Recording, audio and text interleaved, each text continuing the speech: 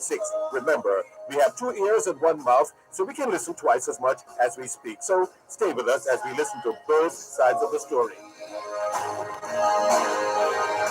Both sides of the story. Both sides of the story.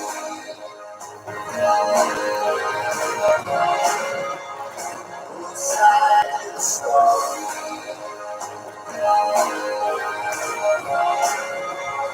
Both sides of the story.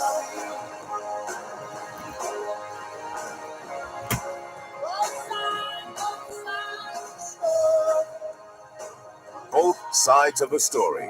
We always need to hear both sides of the story. Both sides of the story.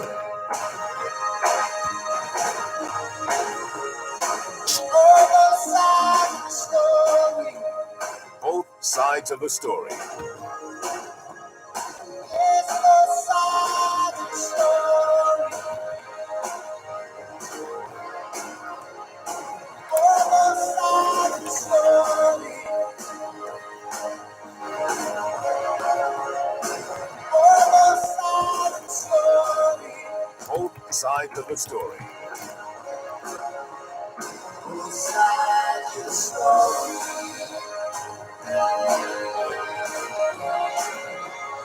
Both sides of the story. Knowledge is power. Class is in session. Power 106.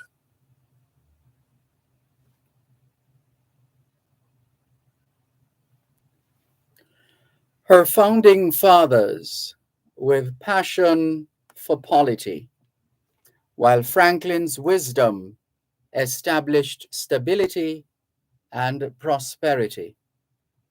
Here, Washington's war did accomplish this pledge. Publius's essays removed federalism from the edge. This we will do.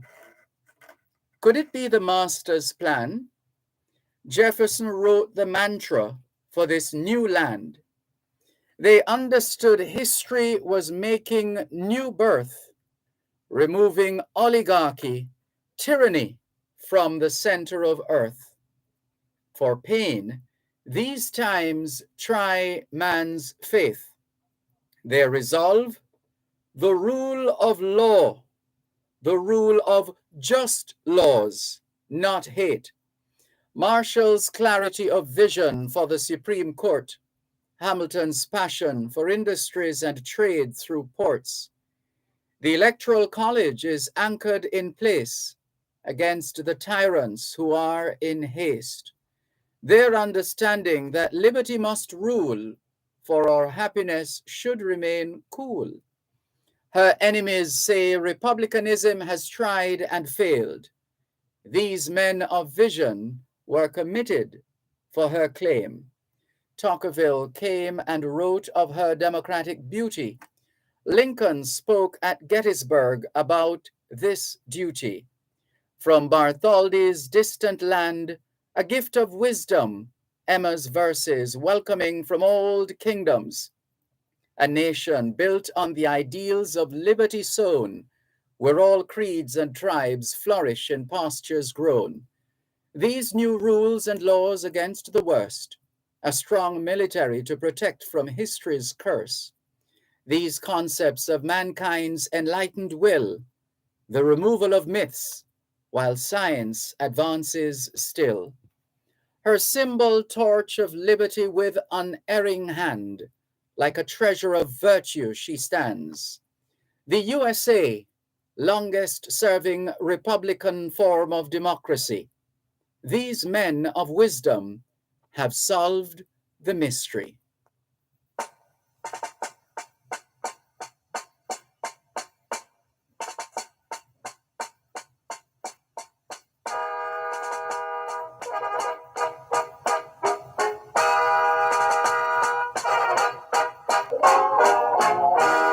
Oh, beautiful, for heroes proved in liberating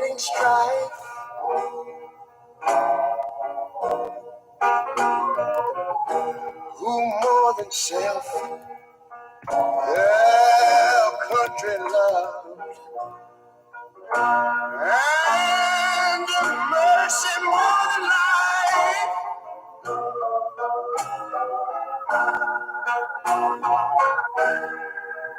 America, America, make God thy gold refine, till all success be nobleness, and ever again divine. And you know, when I was in school, we used to sing something like this. Listen here. Oh, beautiful, far spacious skies, far amber waves of grain,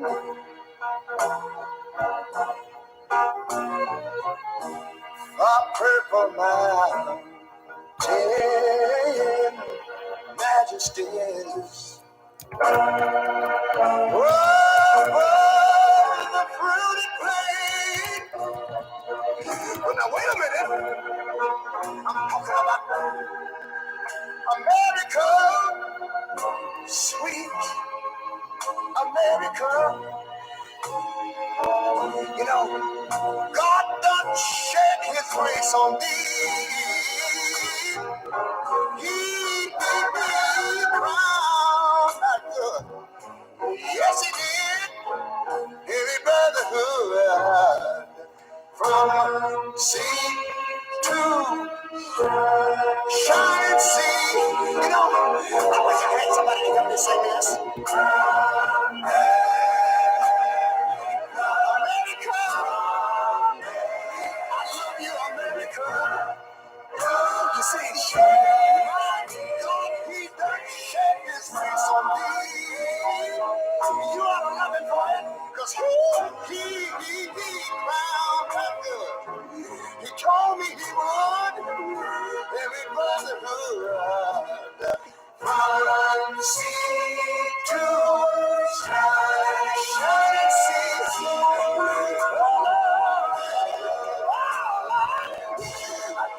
Knowledge is power.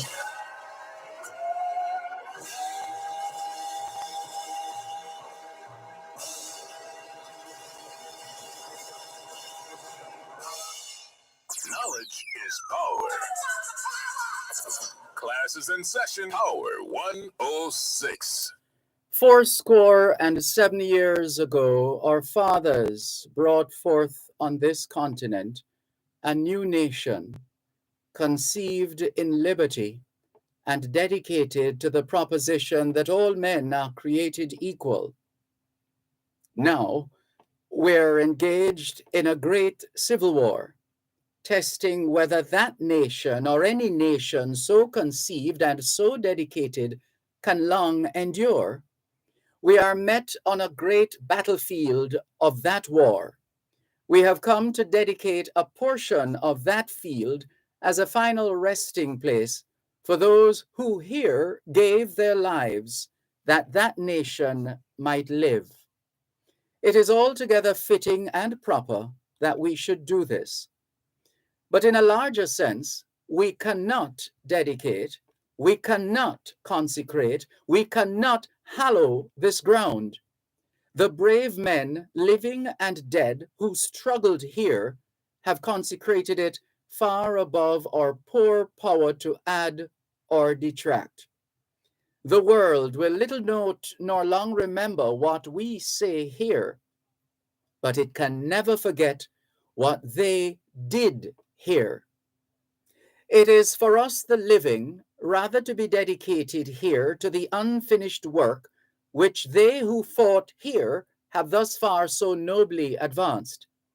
It is rather for us to be here dedicated to the great task remaining before us, that from these honored dead we take increased devotion to that cause for which they here gave the last full measure of devotion, that we here highly resolve that these dead shall not have died in vain, that this nation under God shall have a new birth of freedom, and that government of the people, by the people, for the people shall not perish from the earth.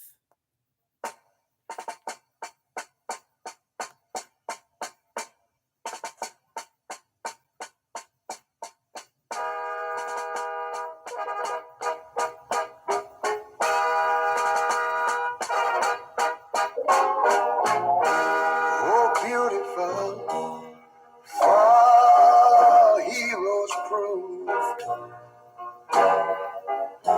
in liberating strife,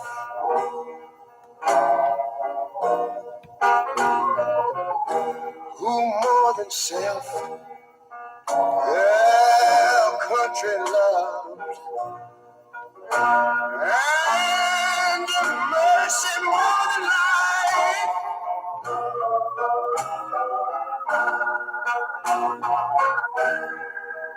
America, America,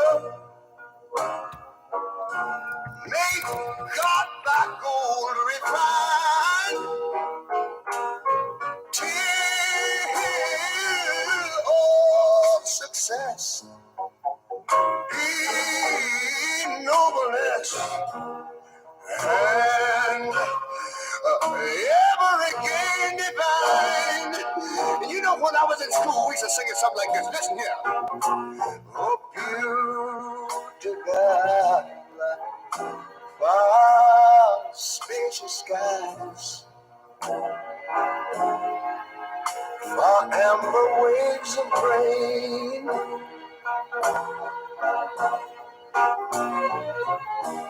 far purple mountain majesties. Oh, the fruited plain. Well, now wait a minute. I'm talking about America, sweet America. You know, God done shed his grace on thee.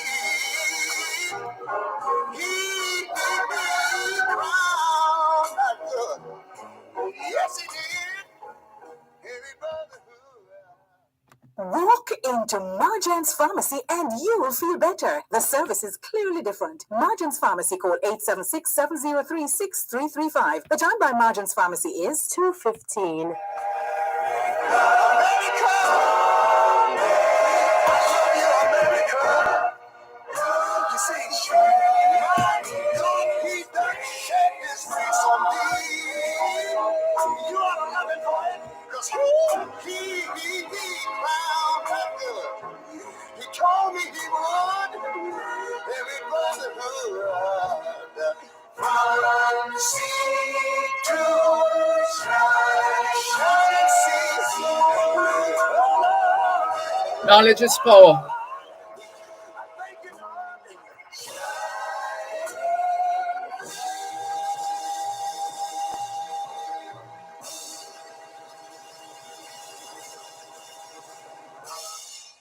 Knowledge is power. Class is in session. Power 106. God grant that not only the love of liberty, but a thorough knowledge of the rights of man may pervade all the nations of the earth, so that anybody may set his foot anywhere on its surface and say, "This is my country."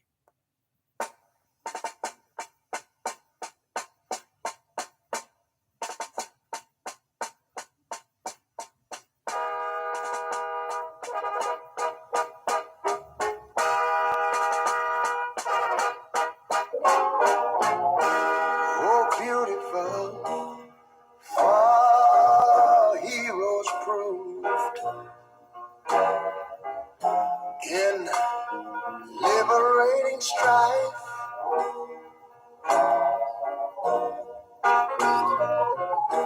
who more than self their country loved, and mercy more than life.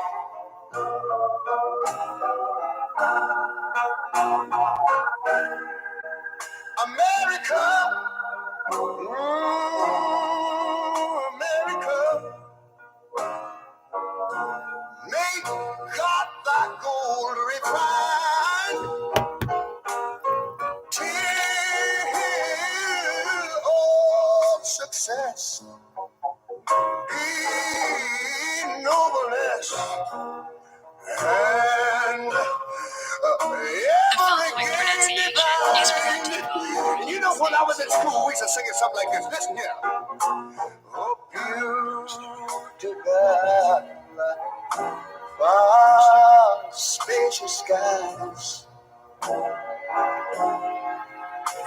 amber waves of grain,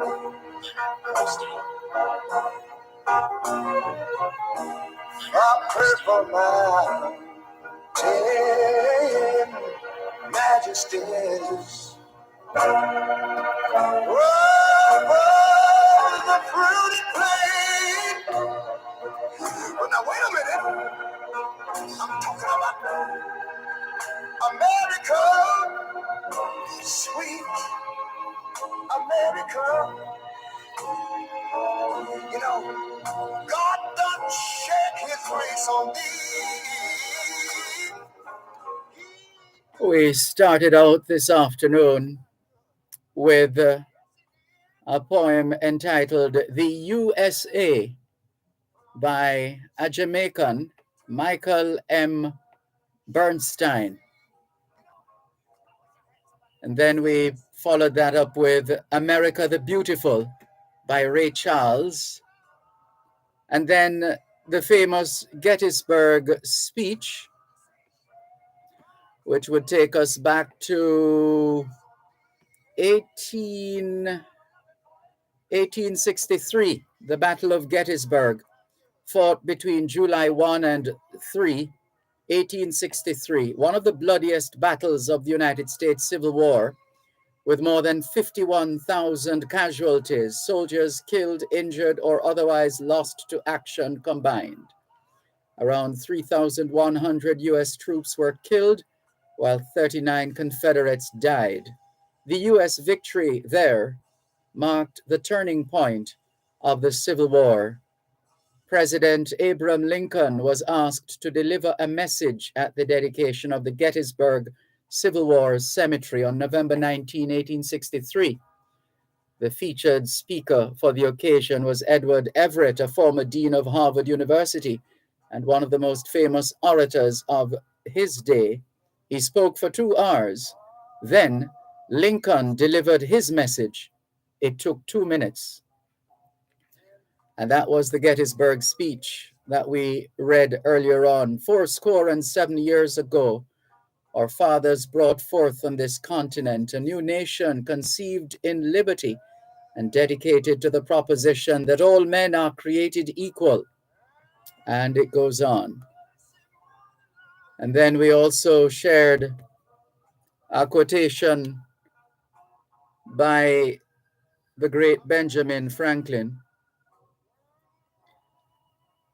And it's entitled, My Country.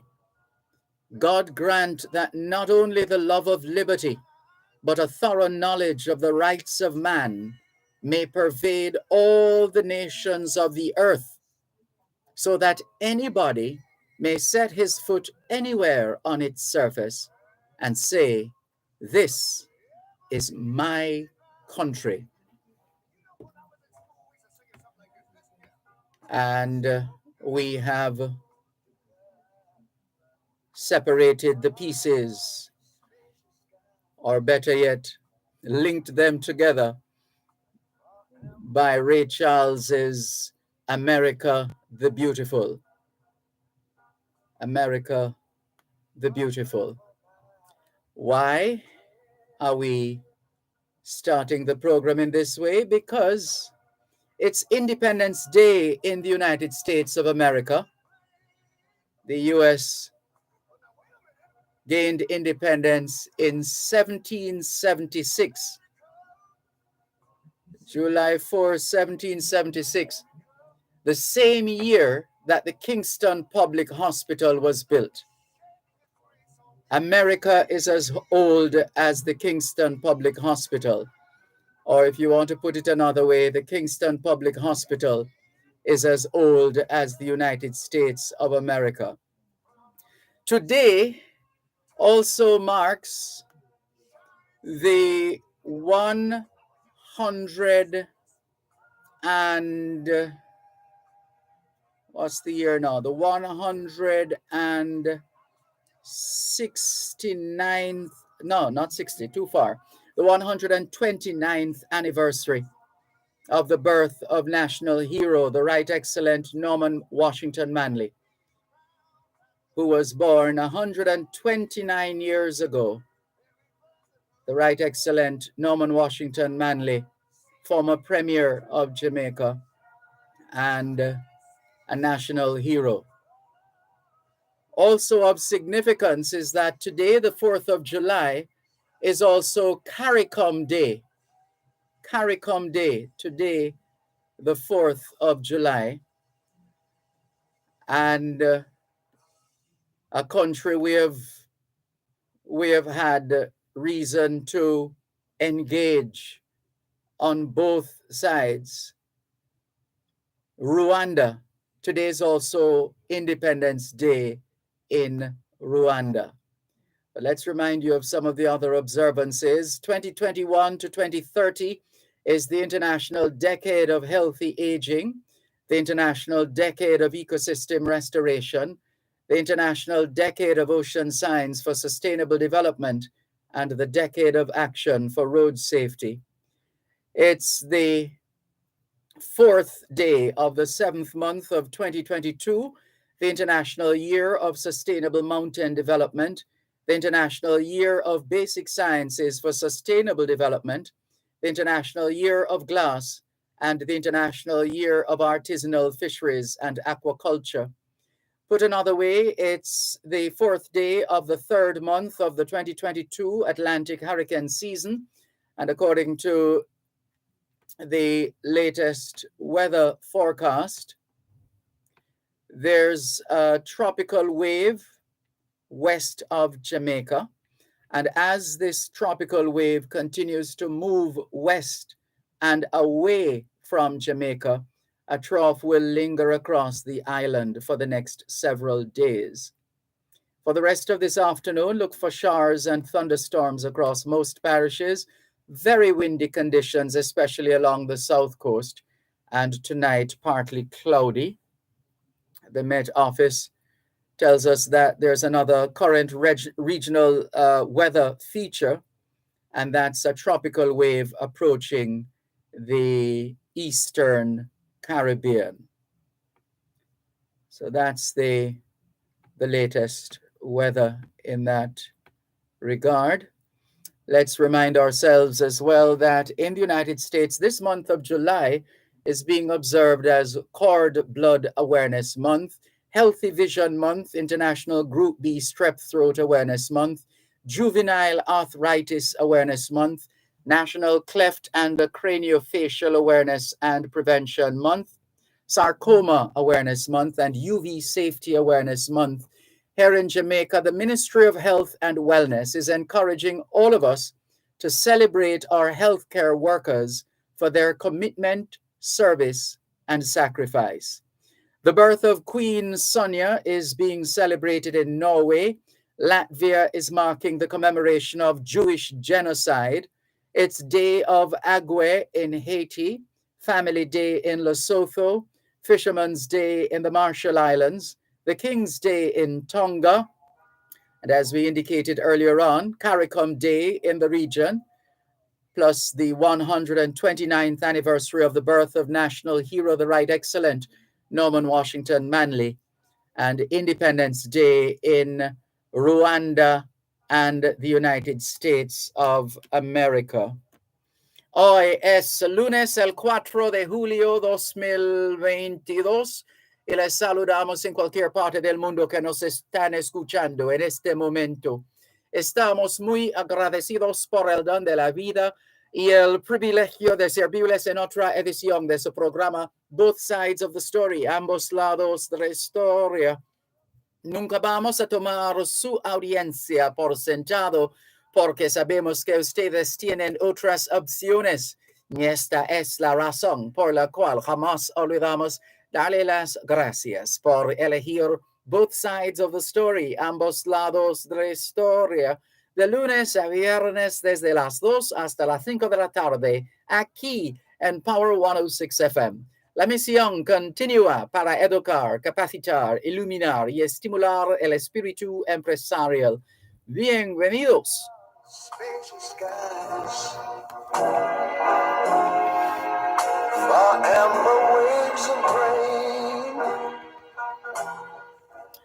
C'est lundi le 4 juillet 2022 et nous vous saluons tous qui nous écoutent où que vous soyez dans le monde.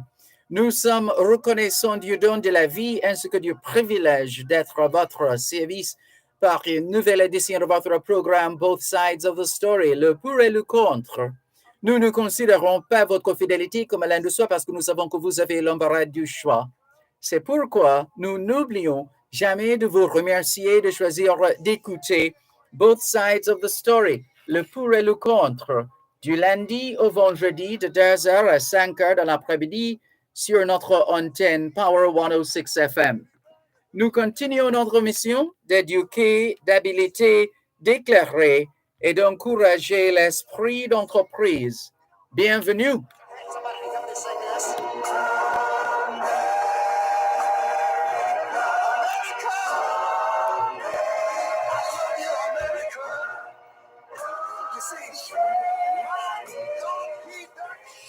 All we're saying is Monday the 4th. It's Monday the 4th of July, 2022. And we greet you well, wherever in the world you are listening to us right now. We remain eternally grateful for the gift of life and the privilege to serve you on yet another edition of your program, Both Sides of the Story. We don't ever take your listenership for granted because we know you have choices. And that's why we never ever forget to remember to say thanks for choosing to listen to Both Sides of the Story, Monday to Friday, 2 to 5, right here on Power 106 FM. The mission continues to educate, empower, enlighten, and encourage entrepreneurship. Welcome.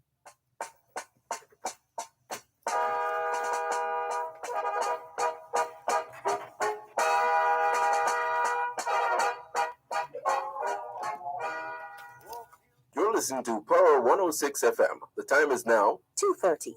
Do you own land and need your title now? Come to Geoland Title Limited. We do first-time title application, land surveys included, estate matters, lost title application, add, remove names on your registered titles. Have no land documents? Come see us. We can help. We're in Kingston, Manchester, St. Elizabeth, Clarendon, St. Anne, Westmoreland, and St. James. Or see us online, geolandonline.com, or call 754-6436. Open Monday to Friday, 8:30 a.m. to 4:30 p.m. Geoland Title Limited, your land partners. Land title is our business. Gen Zers, we're back. Gen Z returns with a new look, fresh faces, hot topics, and a whole new vibe. We're talking finance, dating, dancehall. You think it? We discuss it. You don't want to miss it. So join us Saturdays at 10 a.m. on Power 106 FM and 6:30 p.m. on TVJ. Gen Z, a show for the youths, by the youths.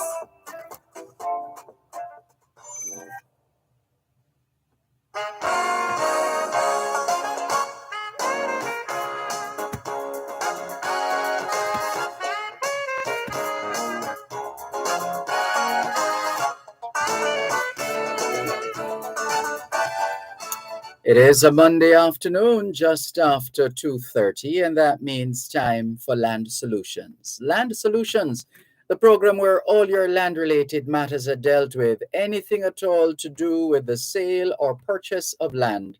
You've come to the right place. Here are the numbers to call: 876-922-4113-5. That's 876-922-4113-5. The text line, same as the WhatsApp number, which means you can not only send your text messages, but also your WhatsApp messages. And that number is 876 881 5254. 876 881 5254. The website is landsolutionsja.com. Landsolutionsja.com.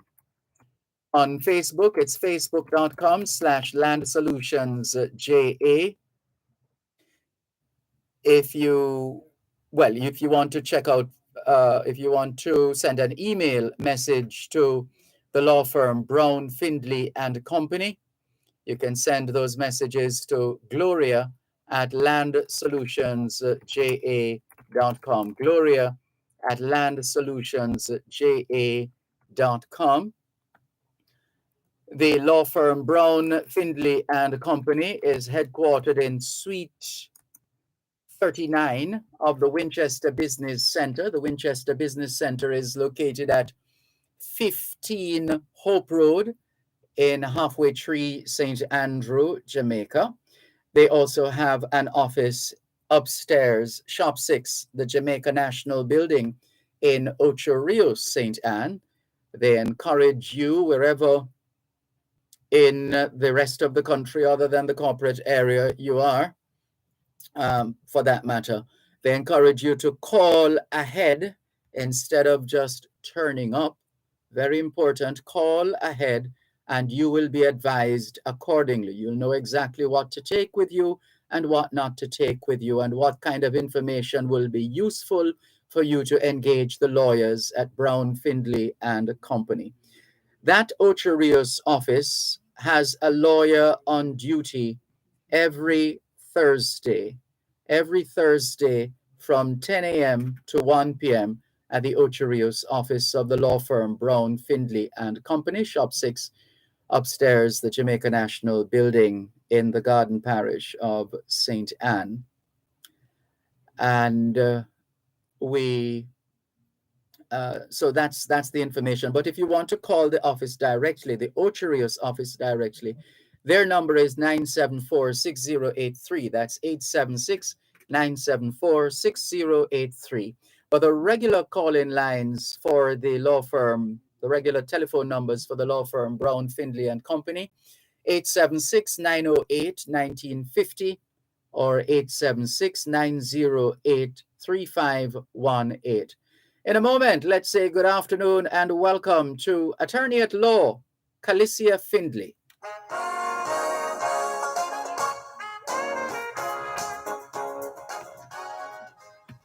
Good afternoon, Dervan. Thank you. Good afternoon, listeners. Thanks as always for tuning in to another edition of Land Solutions. As Dervan just said, I'll be your host for today, Calicia Findley.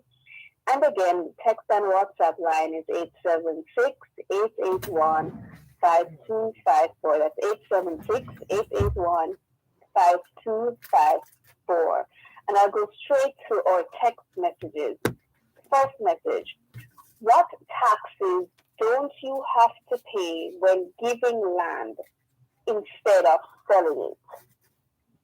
So, what taxes do you not have to pay when you are giving land away instead of selling it? The taxes, listeners, are really the same.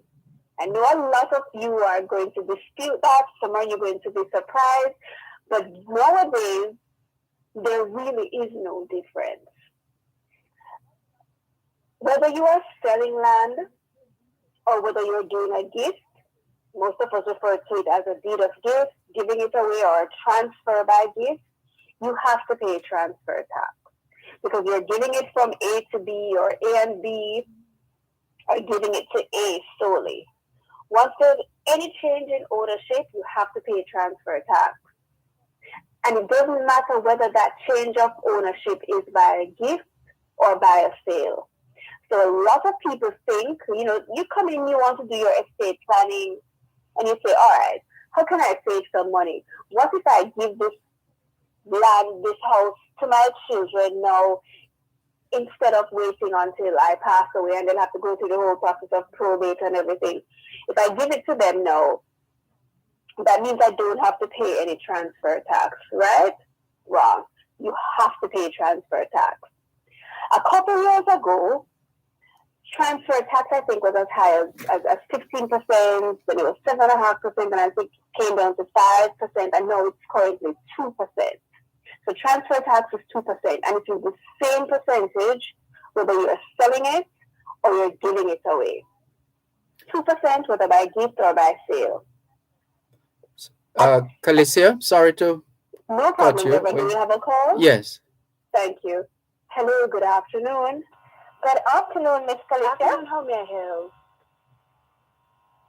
Hello? Yes, can you hear me? Yes, I'm hearing you. Go right ahead, please. Okay, you sound a bit low. Your program for enlightening and educating persons like myself regarding land dissolution issues. I have two questions. If I am the owner of property and on my title it says respectively as joint tenant, and also as tenants in common in equal shares, can I make a will? And what is the difference between the two explanations here? All right. When you are into tenants, are you hearing me? Because no, I'm not hearing you clearly. I am hearing you now. Yes, I know you're hearing me. No problem.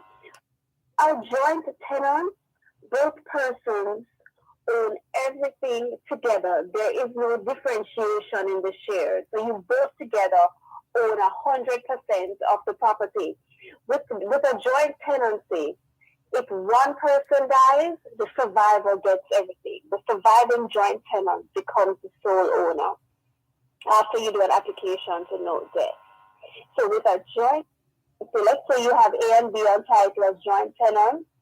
A makes her will and she wills her share to C. A then dies.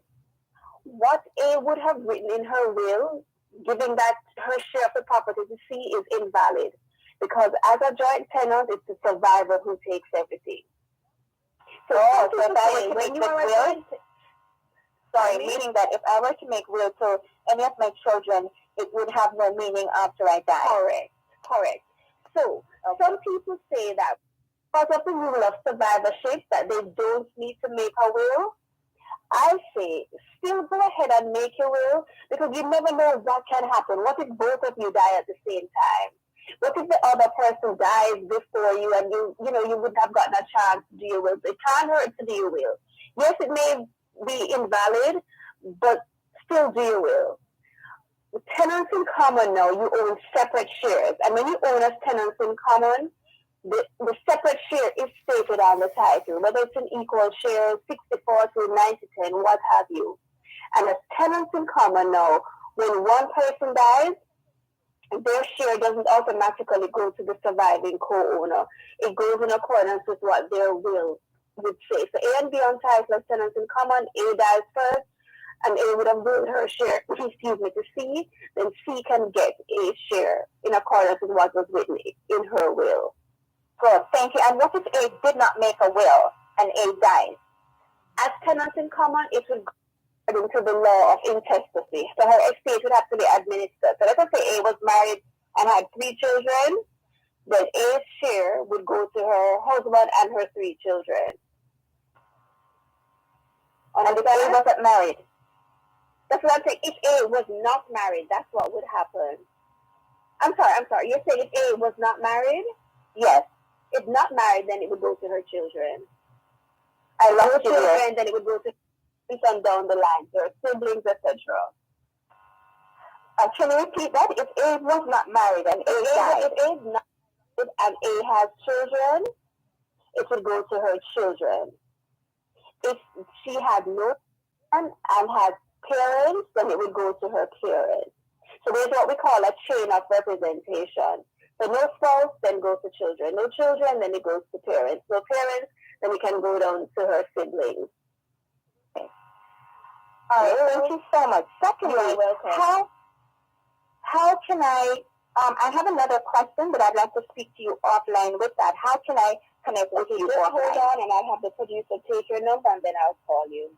Thank you very much. You're welcome. And thank you so much for your response. Thank you. You're welcome. My pleasure. Again, our number live on air, 876-922-411-325. The text and WhatsApp line, 876-881-5254. Continue with that text message. What taxes don't you pay when giving land instead of selling it? As I was saying, you have to pay transfer tax. Whether it's by sale or a gift, transfer tax is 2%. A couple years ago, when stamp duty, a couple years ago, stamp duty was 4%. That 4% was applicable when you were selling land, and if you were doing what we call a deed of gift, giving land, you just pay a nominal stamp duty of, I think back then it was $100. But now, stamp duty is a flat fee of $5,000. So when you are when you're selling land, stamp duty is $5,000. Now when it's by gift, I think stamp duty is $10. It's a nominal sum. So really, there is no difference in terms of the taxes you pay to the government, whether you're selling land or giving it. The only difference really is that money should not be passing hands between parties. So obviously, if A is selling his land to B, then B is going to pay A for the land. Let's say he's paying him $5 million. So a lot of people, they think they're trying to save money and they go the illegal route. They do a gift when it's really a sale because they think that they're saving money, but really, you're not. So if you come to us and you say, this is really a sale, and I'm selling him for $10 million, but on paper I want it to look like a gift. We're not going to do that because one, it is illegal. And really, you're not saving any money because the legal fees are going to be the same. Transfer tax is going to be 2%. And again, stamp duty is nominal. If you're selling the land, it's $5,000. If you're doing it by gift, it is $10. When it comes to registration fee, there is a difference there. If you are selling land, registration fee is 0.5% of the value of the land. Let us say you're selling a house for $10 million. The registration fee will be $50,000. That's 0.5%. If you are giving the land away, do it by gift, then registration fee is a flat fee of $5,000. So your real savings only come in at the titles office, not with the stamp office, not with transfer tax, not with stamp duty. This is Land Solutions. You're listening to Power 106 FM. The time is now 2:45. In need of a locksmith? Call Lock Safe and Vault Limited, the experts in the business, specializing in safes, vault doors, cash protector units, locks, crowd control, and locksmith services. Lock Safe and Vault Limited, 40 Shortwood Road, Kingston 8. Telephone 924-555023 or 924-01245. Gen Zers, we're back. Gen Z returns with a new look, fresh faces, hot topics, and a whole new vibe. We're talking finance, dating, dancehall. You think it? We discuss it. You don't want to miss it. So join us Saturdays at 10 a.m. on Power 106 FM and 6:30 p.m. on TVJ. Gen Z, a show for the youths, by the youths.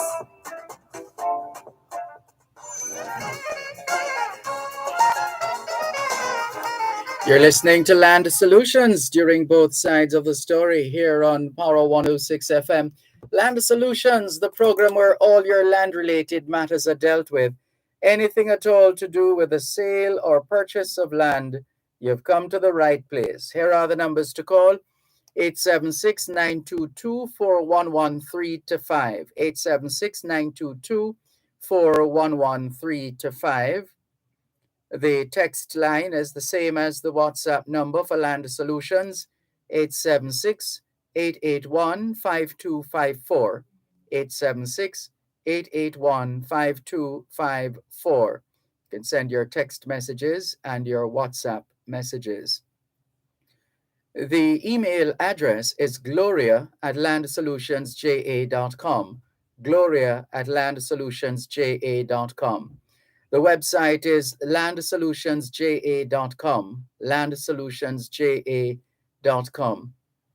The law firm Brown, Findley and Company is headquartered in Suite 39 of the Winchester Business Center, which is at 15 Hope Road, essentially the corner of Hope Road and Winchester Road in Halfway Tree, St. Andrew.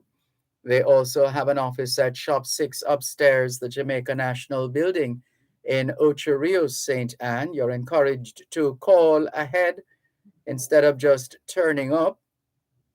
The numbers to call the law firm Brown, Findley and Company, 876-908-1950 or 876-908-3518. You can call the Ocho Rios office directly if you wish, 876-387-3183, 876-387-3183. And at that Ocho Rios office of the law firm Brown, Findley and Company, there's a lawyer on duty every Thursday from 10 a.m. to 1 p.m. Once again, here's attorney at law, Calicia Findley. Thank you, Dervan. Over to WhatsApp. In fact, let me this WhatsApp message. I've always heard that you can claim land by paying the property taxes. How is that not the case? So again, I've always heard that you can claim land by paying the property taxes. How is that not the case? And I think I saw an email coming in. Similar question. I'll just respond to both of those simultaneously. Let me just find that one. I've been paying taxes for over 16 years in the deceased person's name. What can I do? I've been paying taxes for over 16 years in the deceased person's name. What can I do? All right. I think maybe 9 out of 10 Jamaicans believed that you can claim land simply by paying the property taxes. That is wrong. When you are making an application for title, you have to show that the property taxes are up to date. So I think somewhere in that requirement, something got lost in translation. So many people believe that because you have to show that the taxes are up to date, that's all that needed to be shown. But that is not correct. The name of the application that we do for persons when they're applying for title in their name is called adverse possession. So let us say there is already a title. You have satisfied the requirements of the law. That term in law, that application is referred to as adverse possession. So adverse meaning you have been taking care of, occupying land adverse or against the paper owner's ownership and possession. But I dare say that with the term adverse possession, possession is the more important word out of that phrase, because you have to show some act of possession. Possession is a physical thing, a physical act. So you live there, you take care of it, you fence it, you push it, you build a house on it, you rent out the house. You have to show some possessory control. I think possession 10 times. So you have to show some act of possession. Paying property taxes by itself is not an act of possession. So if I simply go to the tax office every year, or I pay someone's property taxes online every year for 20 years, I've never seen the property, I've never lived there, never bushed it, don't even know what's going on there. Just by saying I paid it for 20 years absolutely cannot entitle me to make a claim on that land. And if you doubt what I am saying, submit an application to the title's office and say all you need to say in your application is, I've been paying the taxes for 20 years. And I guarantee you your application is going to be denied. Paying taxes by itself is not sufficient. You have to show some act of possession, physical connection with the land. So I can't exactly or definitively say why many people think that paying the property taxes is sufficient, but suffice it to say it is not. And if you think about it on a granular level, you're in your house every day, for whatever reason you're just not paying the taxes. You're living in your house for 30 years, and all of a sudden somebody decides that they're going to start paying the property taxes. Do you really think that that person can come and say, all right, I've been paying the taxes for 20 years, you need to move out now because the house is mine? You've been living there all this time, taking care of it, paying the bills, paying your mortgage. If you have a mortgage, improving on it. Do you really think that just like going to the tax office and paying taxes means that somebody could come and dispossess you from your house? So I don't know what else to say. I think we're just probably going to have to keep repeating it, but again, paying property taxes is not enough. You have to show some act of possession. Over to our WhatsApp line. How do you probate a will if it is lost? That's a good question. When we are probating a will, we need the original. The original must be submitted to the court. There are times when the original cannot be found. And before I go into that, let me just say, when we make wills for persons, we do three. We do it in triplicate. So they sign three, we keep one. The testator, that's the person making the will, they get 2 copies. So ensure you have copies of your will. Ensure 1 or 2 persons know that you have actually made a will. You don't have to give it to them. You don't have to show it to them. You know, let's say you've made a will and you leave it with us as the attorney. Ensure someone knows that we have a copy of the will. So if a will has been lost, we have to do what's called an application to prove copy will. And that's just really a fancy term for saying that we need an order from the court to say that this photocopy is a valid copy of the original and that the court will accept it. So if you can't find an original will, we first have to make that application to prove copy will. It's a tedious application too. Numerous documents have to be signed by those persons named in the will and persons who would have benefited from the person's estate if the person did not make a will. The person who's supposed to copy the will has to sign documents too. So it really takes a lot out of you, and it takes a long time. It takes a couple of months, maybe up to a year, to get that order from the court. And only once you have that order where the court says, yes, this is an exact copy, we allow it. When you have that, what we call certified copy or that order to prove will, we use that photocopy now to apply for probate. It's a 2-part process. It makes the process even longer. Let's say probate would have taken 6 months to a year. If you have to prove copy will, budget for double that time. So a will cannot be probated if it's lost because you will have to first get a photocopy of the will and get a court to approve that copy. If an attorney or executor cannot be found, if an attorney for an estate or the executor cannot be found and the Supreme Court isn't helping, how can I get a copy of the will? Usually you get a copy of the will from the executor, the attorney acting in the estate, or perhaps the Supreme Court if an application has been filed. You may need to retain your own attorney and then have your attorney write to the Supreme Court to have a search done or to request a copy of the will. And that's only if an application for probate has been filed. I realize nowadays that the Supreme Court, sometimes they seem to only entertain queries like that from an attorney.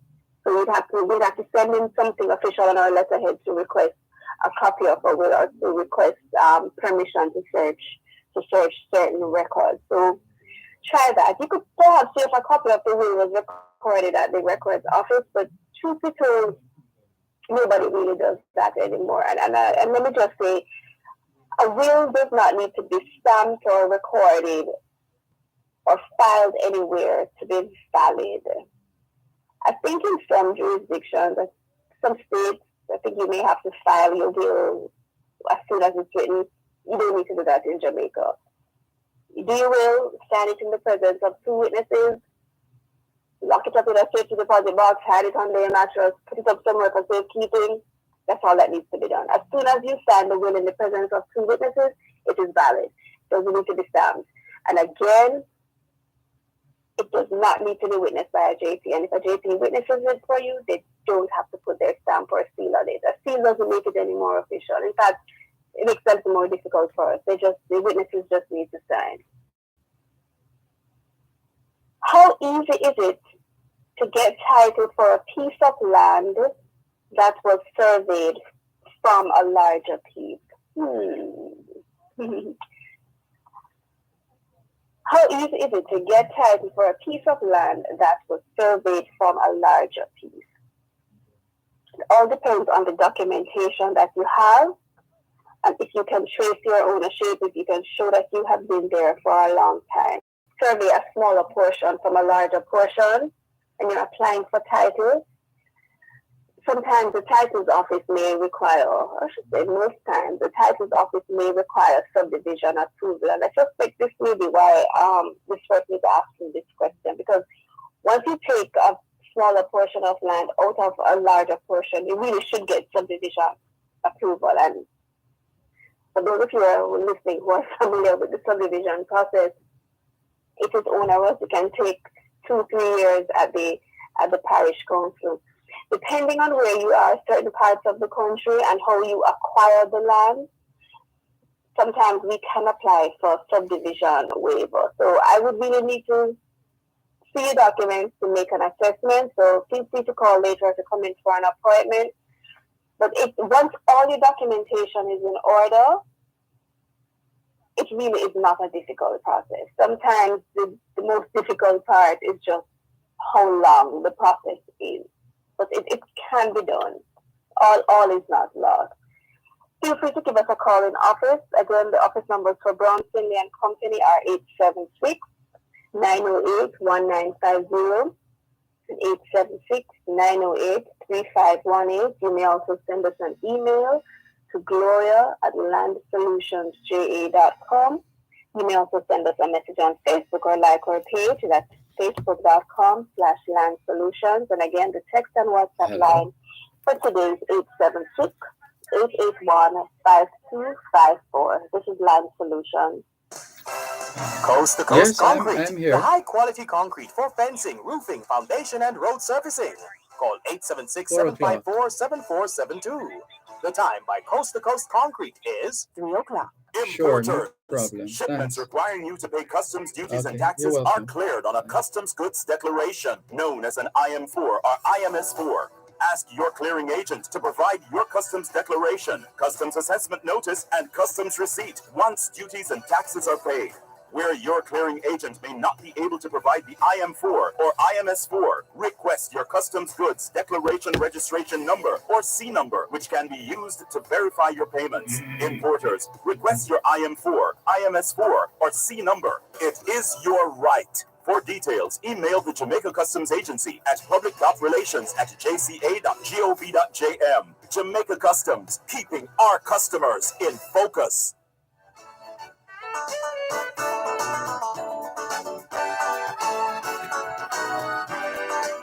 You're listening to Land Solutions during both sides of the story here on Poro 106 FM. Land Solutions, the program where all your land-related matters are dealt with. Anything at all to do with the sale or purchase of land, you've come to the right place. Here are the numbers to call: 876-922-4113-5. 876-922-4113-5. The text line for Land Solutions is the same as the WhatsApp number, 876-881-5254. 876-881-5254. 5254. The website is landsolutionsja.com, landsolutionsja.com. The email address is gloria@landsolutionsja.com, gloria@landsolutionsja.com. On Facebook, it's facebook.com/landsolutionsja, facebook.com/landsolutionsja. If you wish to get in touch with the law firm Brown, Findley and Company, they're headquartered in Suite 39 of the Winchester Business Center at 15 Hope Road in Halfway Tree, St. Andrew, essentially at the intersection of Hope Road and Winchester Road. You're encouraged to call ahead instead of just turning up at the offices of Brown, Findley and Company. The numbers to call 876-908-1950 or 876-908-3518. There's a lawyer on duty at the Ocho Rios office of Brown, Findley and Company, and that's every Thursday. Every Thursday from 10 a.m. to 1 p.m., a lawyer is on duty at the Ocho Rios office of Brown, Findley and Company. The number to call the Ocho Rios office directly, 876-974-6083, 876-974-6083. Once again, here's attorney at law, Calicia Findley. Thank you, Dervan. Continuing with our WhatsApp messages. I bought land. There was no title. Person died. His son now says the price has increased. What do I do? If I'm assuming you would have a contract or a receipt, something to show the sale price, or to show that you are the purchaser. Once you have that contract, the price cannot change. If you agree to pay more, sure, go ahead. But of course, I would not advise you to do that. And like I said, once you have that contract, that is a binding contract. You are bound by the terms of the contract. The seller is bound by the terms of the contract, and so are the seller's heirs and the seller's estate. So it doesn't matter that the seller would have died. His estate, his family cannot now come in and say, all right, he was selling it to you for 5 million, we are now selling it to you for 6.5. Absolutely not. I think you said there is no title. If there is a title, no, I'm not sure how long. In the event that there is a title, the first thing to do would be to put a caveat on it to protect your interest. You said that there is no title. Retain an attorney as soon as possible, because you can now take or file suit. You can sue the estate to be bound by the terms of the contract. So you need to act quickly, especially because there is no title. What can happen is that they can try to go ahead and sell it to someone else. See, the thing is, when you have a title, at least we would have that protection to know that there is that legal, that official document where we could put a caveat on it. But without a title, you're kind of just left open. So ensure you retain an attorney as soon as possible, with a view to either trying to settle with them or suing the family if you want to take that route. But again, they absolutely have no entitlement to increase the price. As to this happening to sometimes, not necessarily where a seller has died, that happens too, but I realize sometimes persons will enter agreements for sale, especially sellers, and they realize, oh, they could have sold it for more, or, the market has changed. It actually happened quite a bit last year, with COVID and everything. A lot of work was delayed. Vendors, especially developers, lost a lot of money. So a lot of people tried to increase the price after having a sale agreement, or they just outright try to cancel transactions. If you enter a sale agreement to sell property for $1 million, and then a couple months later you find out the property can be sold for $5 million, you're bound by the terms of that contract. So please adhere to the terms of your sale agreement. If you're a seller, especially if you're a developer, perhaps you may need to include an escalation clause, but you cannot say, I am increasing the price after the sale agreement has been signed, after the deposit has been paid. If an offer was made, if there's no sale agreement, no deposit has been paid, then certainly you can go ahead and increase the price.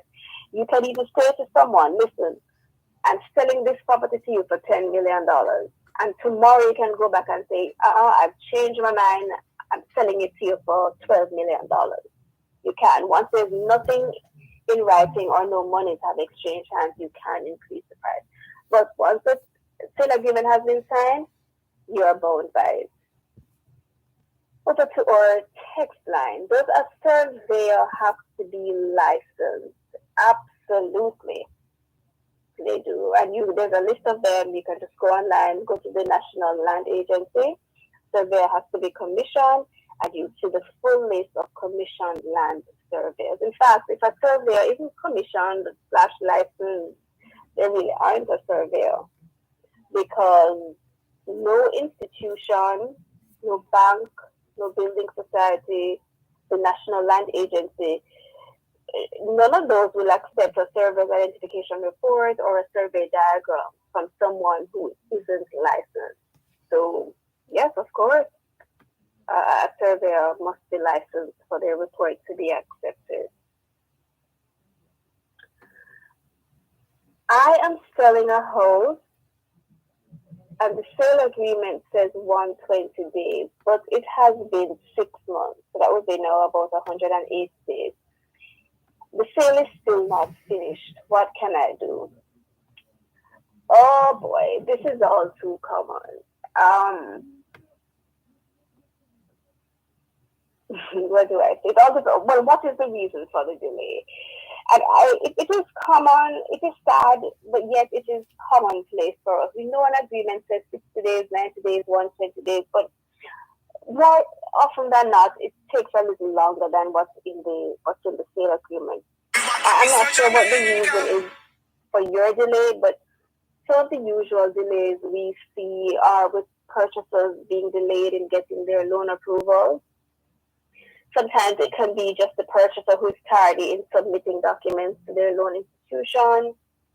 Sometimes the loan institution themselves or the loan officer can be a little tardy in processing documents.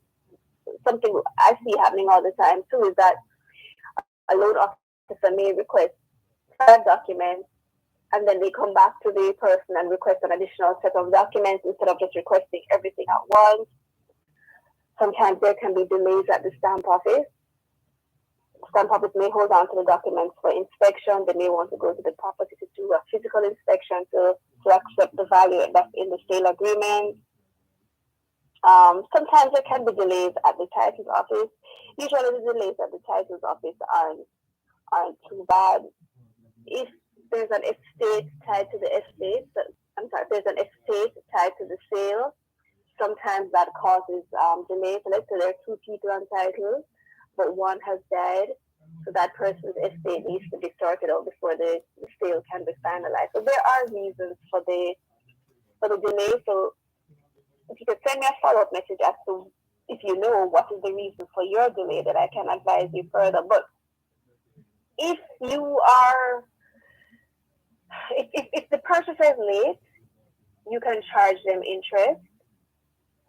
If the delay is on the seller's part, the purchaser can cancel the sale agreement and request a refund of all their money. It all depends. Let's say the purchaser, you're just not hearing anything from them. You can cancel. They can lose their deposit. If it's a case, however, though, let's say, as you say, the sale agreement is 120 days. It's now 6 months. Let's say all along you were waiting on the purchaser's loan approval. You now have the loan approval, and they're saying it will take another week or two for the funds to be dispersed. If that's what they're telling you, I would say just hold out for the 2 weeks. If you've already held out for the additional 2 months, hold out for the additional 2 weeks.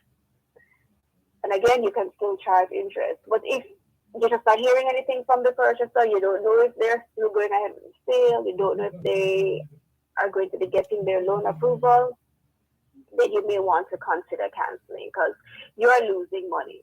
You don't want to be sitting there waiting on this particular purchaser when you could be entertaining other purchasers. My title has a stamp on it that says it needs to be surrendered. What does that mean? When you see that stamp on your title, it usually means that your title is really old or it is damaged. It could be torn. So we usually see it on older titles. So after the last transaction, after the titles office would have accepted or approved the last transaction, they will put a stamp on it saying title needs to be surrendered in accordance with Section 79 of the Registration of Titles Act. And that simply means that the next time the title goes into them for another transaction, that title needs to be cancelled and an entirely new title needs to be issued. And it doesn't affect your ownership or anything. It doesn't mean that your title is invalid. It's even just a physical issue. They just want to give you something nice and new. And who doesn't want something nice and new? So when your title is surrendered, it is cancelled. The current volume and folio numbers, those are the title reference numbers, those numbers that you have will also be cancelled. And you will be issued with new volume and folio numbers, and your title will look, it will look more modern. Again, your ownership is not affected. Nothing changes. Just the physical title and the volume and folio numbers. I am probating my mother's will, but I can't find the title. She was the only one who knew where it was. Can I probate the will if the title has been lost? Yes, you can. Probating a will is separate from transferring your name on the title. So you need to probate the will before you can go ahead and finalize the transfer, but you can go ahead and do the probate. And sometimes, again, some of us Jamaicans can be secretive. We tie up and hide up all the documents and sometimes even hide them from ourselves. And I'll get back to that shortly. This is that solution. You're listening to Power 106 FM. The time is now 3:15. Citizens of Westmoreland, you're encouraged to seek approval for construction, rehabilitation, or addition of building. For further information, please contact the Westmoreland Municipal Corporation's Planning Department. Barbers and hairdressers can obtain their license from the Westmoreland Municipal Corporation. Traders are being encouraged to comply with the Traders Act.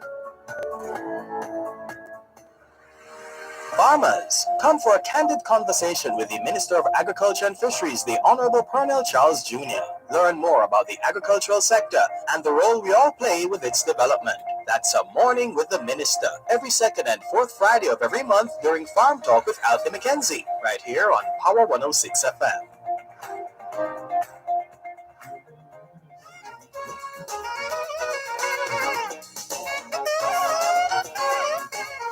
It's the final segment of Land Solutions for today. Time to get in those burning questions and seeking clarification on concerns that you have, matters you're not sure about, wills, surveys, the whole works.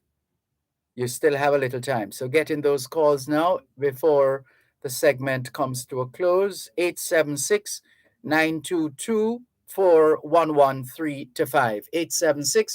876-922-4113-5. The text line for Land Solutions is the same as the WhatsApp number, 876-881-5254, 876-881-5254. The website is landsolutionsja.com, landsolutionsja.com. The email address is gloria@landsolutionsja.com, gloria@landsolutionsja.com. On Facebook, it's facebook.com/landsolutionsja, facebook.com/landsolutionsja. The law firm Brown, Findley and Company is headquartered in Suite 39 of the Winchester Business Center at 15 Hope Road, corner of Hope Road and Winchester Road in Halfway Tree. You're encouraged to call ahead instead of just turning up at the offices of Brown, Findley and Company. The numbers 876-908-1950 or 876-908-3518. They do have an office in Ocho Rios, St. Anne. That's Shop 6 upstairs, the Jamaica National Building. And you're encouraged to check out the offices of Brown, Findley and Company in Ocho Rios every Thursday. There's a lawyer on duty every Thursday from 10 a.m. to 1 p.m. And you can call the Ocho Rios office of the law firm Brown, Findley and Company directly at 876-974-6083, 876-974-6083. Once again, here's attorney at law Calicia Findley. Thank you, Dervan. Continue with that message where someone said they're probating their mother's will, but they can't find the title, and they want to know if they can actually go ahead and probate the will without the title. Yes, you can, but to do the final endorsement, meaning to have the names transferred to the title, you will need a new title. And as I was saying, just before the break, a lot of persons hide documents. They're really good at hiding documents, sometimes hiding them from ourselves. So it happens quite a bit where someone dies and their relatives search high and low and they just can't find documents. So if possible, I know everybody's situation is different, but if possible, ensure that at least, one person knows or has an idea where you keep your documents. In a case like this, the person making the application for probate, the executor, they would have to do a lost title application. When you are doing a lost title application, we have to state the last time the title was seen, what you think happened to it, who usually had possession of it, where it was usually kept. And in a case like this, we would have to say something to the effect of, to the best of your knowledge, it was always kept by the deceased, state where you think it was kept, state whether you've ever seen it or not. And only after doing that can you be issued a new title. So, of course, you have to go ahead and get probate, because probate is what puts you in a position to apply for the lost title application. So go ahead, continue with your application for probate, and then once that has been done, and you're sending the final documents to the title's office, you will submit along with those documents the application for the lost title. There's a follow-up message. What happens if you find the title after you complete the lost title application? It's a good question. Thank you for that. After a lost title application has been completed, you are issued an entirely new title. The old title is cancelled. The old numbers are cancelled. The old volume and folder numbers are cancelled. If you find the title, the one that you said was lost, you are required to turn it into the title's office at the National Land Agency. And in fact, when you are doing the lost title application, it actually states that in the application that you must turn in that title if it ever comes into your possession afterwards. So the title, the old title, the one that you thought was lost, it is invalid. Nothing can be done with it. But by law, you are required to turn it over. let me just say, I realize sometimes persons think, and I see it usually when there is an estate issue, especially a contentious matter between family members. Some persons think that if they take away the title, they can stop the progress of the estate. And that's not correct. If Hello, anything, good all you're afternoon. doing is delaying it, but you can't stop the process or the progress, I should say, of the estate. Again, also, the fact that you have the title in your hand Yes, but doesn't make you we the were owner. going to be calling you anyway. So Absolutely you not. I mean, what if I were to go and take up Dervan's okay? pen off his desk? Okay. Does that mean I now own the Yeah, man, pen? because we have your number. Let me confirm It's your a number. Just a similar moment. thing. Don't So move. just because you Just a have the title moment. and you've hidden it from your sister Let's who is see, entitled to it or Marshall. your mother does Right. not mean So you're the owner. 516-707-8237. Is it true that the government can dictate how much you sell your Right. house So we're gonna for? call you in a couple of minutes. We're No. wrapping a The segment in the next government 8 cannot minutes, tell you how much and to then we sell finish your you. house for. But Okay. I think I Thank know you. why you've asked this question. So if your house is valued at $5 million and you want to sell it for 1 million, or again, if it's valued for 5 million and you want to sell it for 20 million, you can sell it for anything. You even want to sell it for $1. You can sell it for whatever you want. What the government can determine, though, is how much transfer tax you should pay. So the government can't say you must sell it for 5 million. But what they can say is, we believe that this house is valued at 7 million, so the transfer tax must be paid on the basis of it being $7 million. So you're still going to get your $5 million in your hand because that's what you're selling it for. But the duties you pay to the government are going to be based, and I said duties, I mean the transfer tax. So the transfer tax that you pay to the government is going to be on the basis of $7 million. So a lot of people, because they hear that the stamp office can assess the value of the property for higher than it's being sold, they automatically think that means that the government can tell you how much to sell your property for, but that is not the case. And in agreements for sale, we have clauses that deal with this. So what's usually said is something to the effect that if the government doesn't accept the consideration of $5 million, then the purchaser will pay the additional duties. More often than not, this cost is passed to the purchaser. It can be shared. But nowhere in the agreement does it say that the government can tell you how much to sell it for. Sometimes, too, in the agreement, we'll give the seller the option to cancel the sale agreement if they choose to do so. But usually, most vendors go ahead and they will continue with the sale for $5 million and just let the purchaser deal with the additional transfer tax. And if you're the purchaser, you can think about it this way. Think about it to the effect that you're actually getting value for your money. The government thinks that this property is valued at $7 million. Yes, you're getting it at a steal and you're buying it for $5 million. So you can go ahead and pay the difference in the transfer tax, and that difference is 2%. It's going to be 2% of whatever the difference is. The government thinks it's valued at 7 million.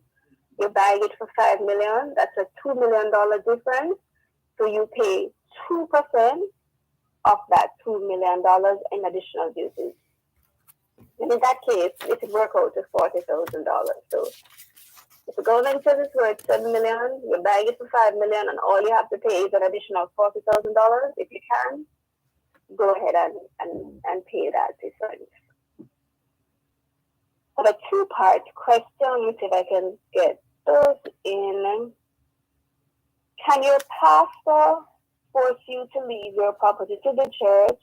And two, can your pastor be your executor? Let me deal with the second part first. Can your pastor be your executor? Yes, your pastor can be your executor. Anyone over 18 can be your executor. Executor is the person in charge of your estate.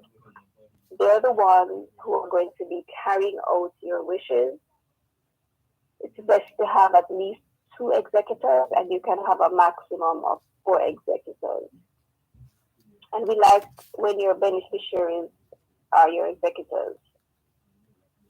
The first part of the question, can your pastor force you to leave your property to the church?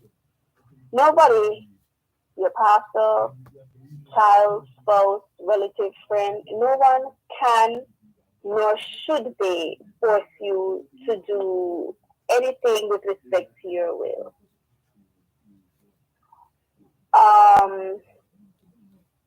I know we are a community-based society, and a lot of us place reliance on what our loved ones think and people we hold in high esteem. And a lot of us will go to our pastors for counsel and general advice, whether that advice has to do with things of a spiritual nature or not. But that does not mean your pastor can nor should they force or dictate to you who you should will your property to. You can will your property to anybody and even anything. You can will it to an organization. I don't know if you are referring to the same pastor in both your messages, but if you're in a situation where your pastor is forcing you or is trying to coerce you into willing your property to a certain person or place, then that pastor should not be your executor. Find someone else. I don't know how else to state it. And well, again, whether this is your pastor or someone else, if you are not comfortable, if you feel forced, find someone else.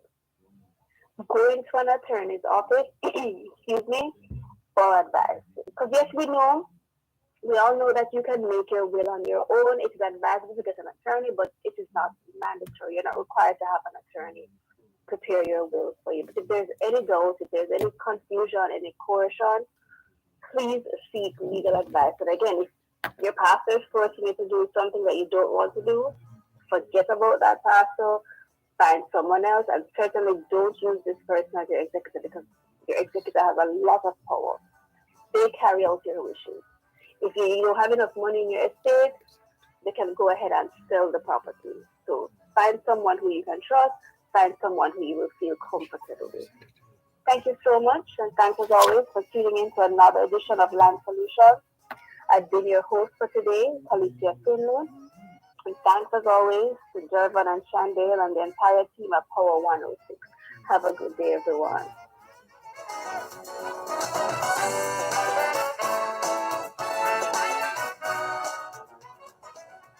Protecting Jamaica's borders from illicit imports and exports is a key priority for the Jamaica Customs Agency. The JCA will remain vigilant and resolute in effectively fulfilling this mandate. The time by the Jamaica Customs Agency is 3:30. Are roads a major concern? What about those drains that are in need of repair or cleaning? Who's responsible for repairing my road, and when will it be done? Join us this and every Tuesday morning at 8 during Morning Agenda as we travel on our roads with the National Works Agency and get answers to these and other concerns. You're welcome to visit their website at www.nwa.gov.jm. See the tender notices link for projects to be undertaken. You may also call them toll-free at 1-888-429-5NWA. That's 1-888-429-5692, or follow them on Twitter at NWA_JA and Facebook at www.facebook.com/NWA Jamaica. The National Works Agency, developing safe, reliable, and quality roads. The Mothers Union will be making a special contribution to Sister Cherry. She's really struggling to take care of her bills, you know. Yes, I get that things are not too good with her, and the sad thing is that she gave her all when she worked at the parish council. So true. And that is why I believe that this new compensation system that the government is implementing is a good thing, especially when you retire. I agree. Some people don't seem to understand that it's really when you retire, you really need support, and the new system will make them better off when they retire. A larger basic pay means higher pension, which leads to greater ability to look after yourself financially when you retire. The government should have done this 10 years ago so that we could benefit. The new public sector compensation system. Better pay, better pension. Visit mof.gov.jm to learn more.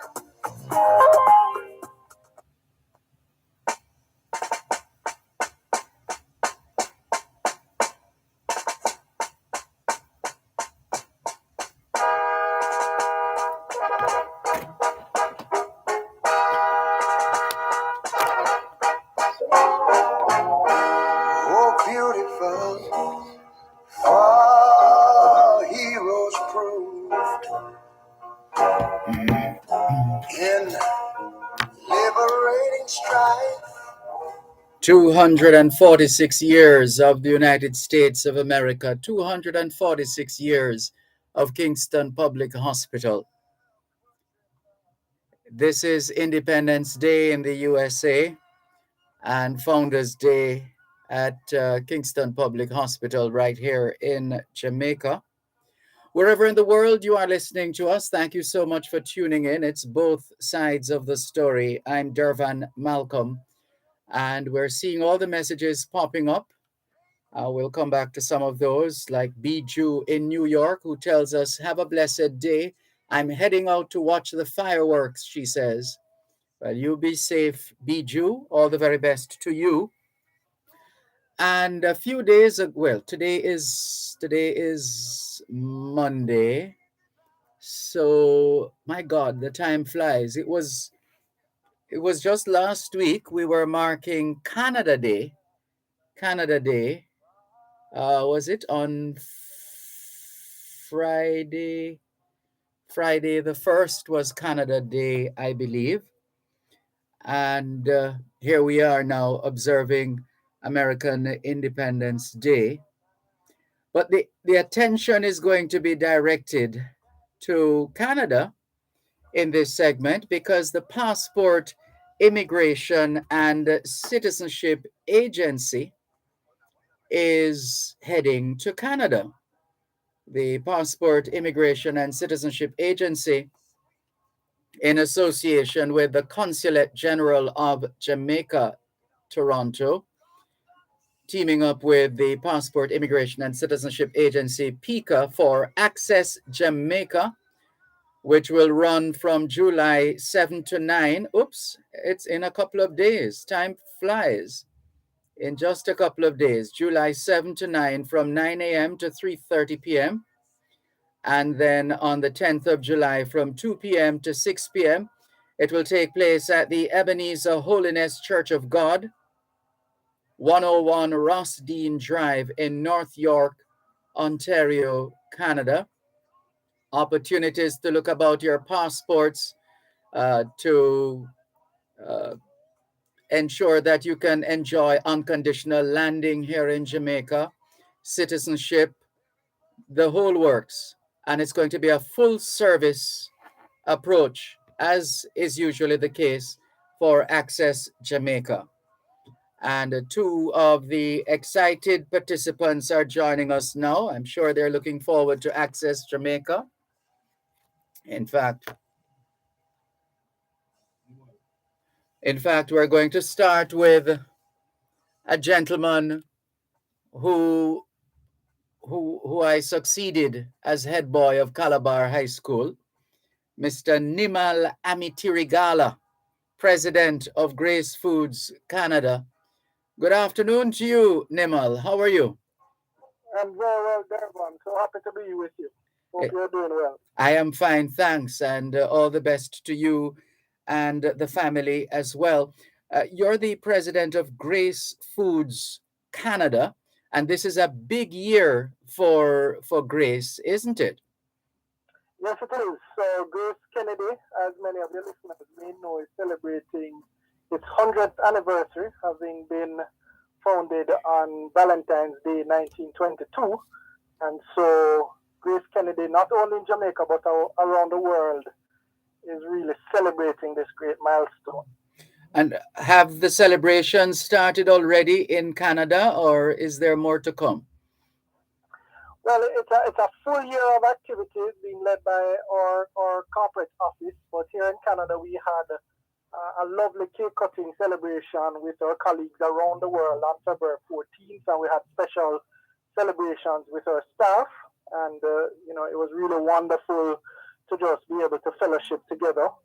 There was a church service held in Jamaica on February 13th as well, so it's been a kind of really great start in terms of celebrating the 100th anniversary, and we will continue right throughout the year with different activities. And what's your outlook for this Passport, Immigration and Citizenship Agency, Consulate General of Jamaica, Toronto, Access Jamaica, Toronto, Canada, July 7 to 9 and July 10? Well, we're really looking forward to it. I think it's a great initiative by the Passport Agency. Grace Kennedy, as you know, is always willing to support any activity that engages the diaspora here. And, when we were approached to participate, we very willingly jumped on board because we think it's a great way for Jamaicans to get reconnected to Jamaica, Jamaicans living overseas. And then Grace Kennedy, certainly through Grace Foods Canada, wants to be there to provide our products and our services as well to the local Jamaicans on the ground. And in just a moment, we're going to connect you with another of the participants in the upcoming Access Jamaica event in Toronto, Canada. She is the Chief Representative Officer for VM Group in New York, Natasha Service. Good afternoon to you. How are you? Great. I'm fine, thanks. Thank you so much for joining us. And online as well, we have Nimal Amitirigala, President of Grace Foods Canada. So, Natasha Service, can you give us an idea of the nature and extent of the services that VM Group will be offering at Access Jamaica, Toronto, Canada? Sure, Dervan. First of all, I just want to thank Pika for inviting us along. And so, as the Victoria Mutual Group will be there, 3 companies within the group will be. So we'll have Victoria Mutual Building Society. I'm sorry, Natasha. For some strange reason, the volume is fluctuating. Hold on a second. Okay. Can you hear me any better now? Oh, this is super. Yes, much better. Much better. Okay. So let me just recap. So as a group, Victoria Mutual will be represented by the Victoria Mutual Building Society, Victoria Mutual Wealth Management, and Victoria Mutual Property Services. So the Victoria Mutual Building Society will be there assisting persons who are interested in opening accounts, updating dormant accounts, or who are interested in having someone be added to their account, possibly qualifying for a mortgage.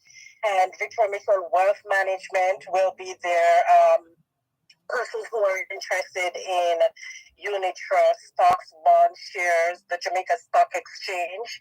They'll be able to assist them with setting up their accounts. And Victoria Mutual Property Services, of course, will be there to assist persons who would like to have valuation done on their property. Alice Morgan, one of our senior managers, she'll be there she'll have our listings available if persons are interested in purchasing property back home. So we have a suite of products and services that will be offered for between the 7th and the 10th. Yes.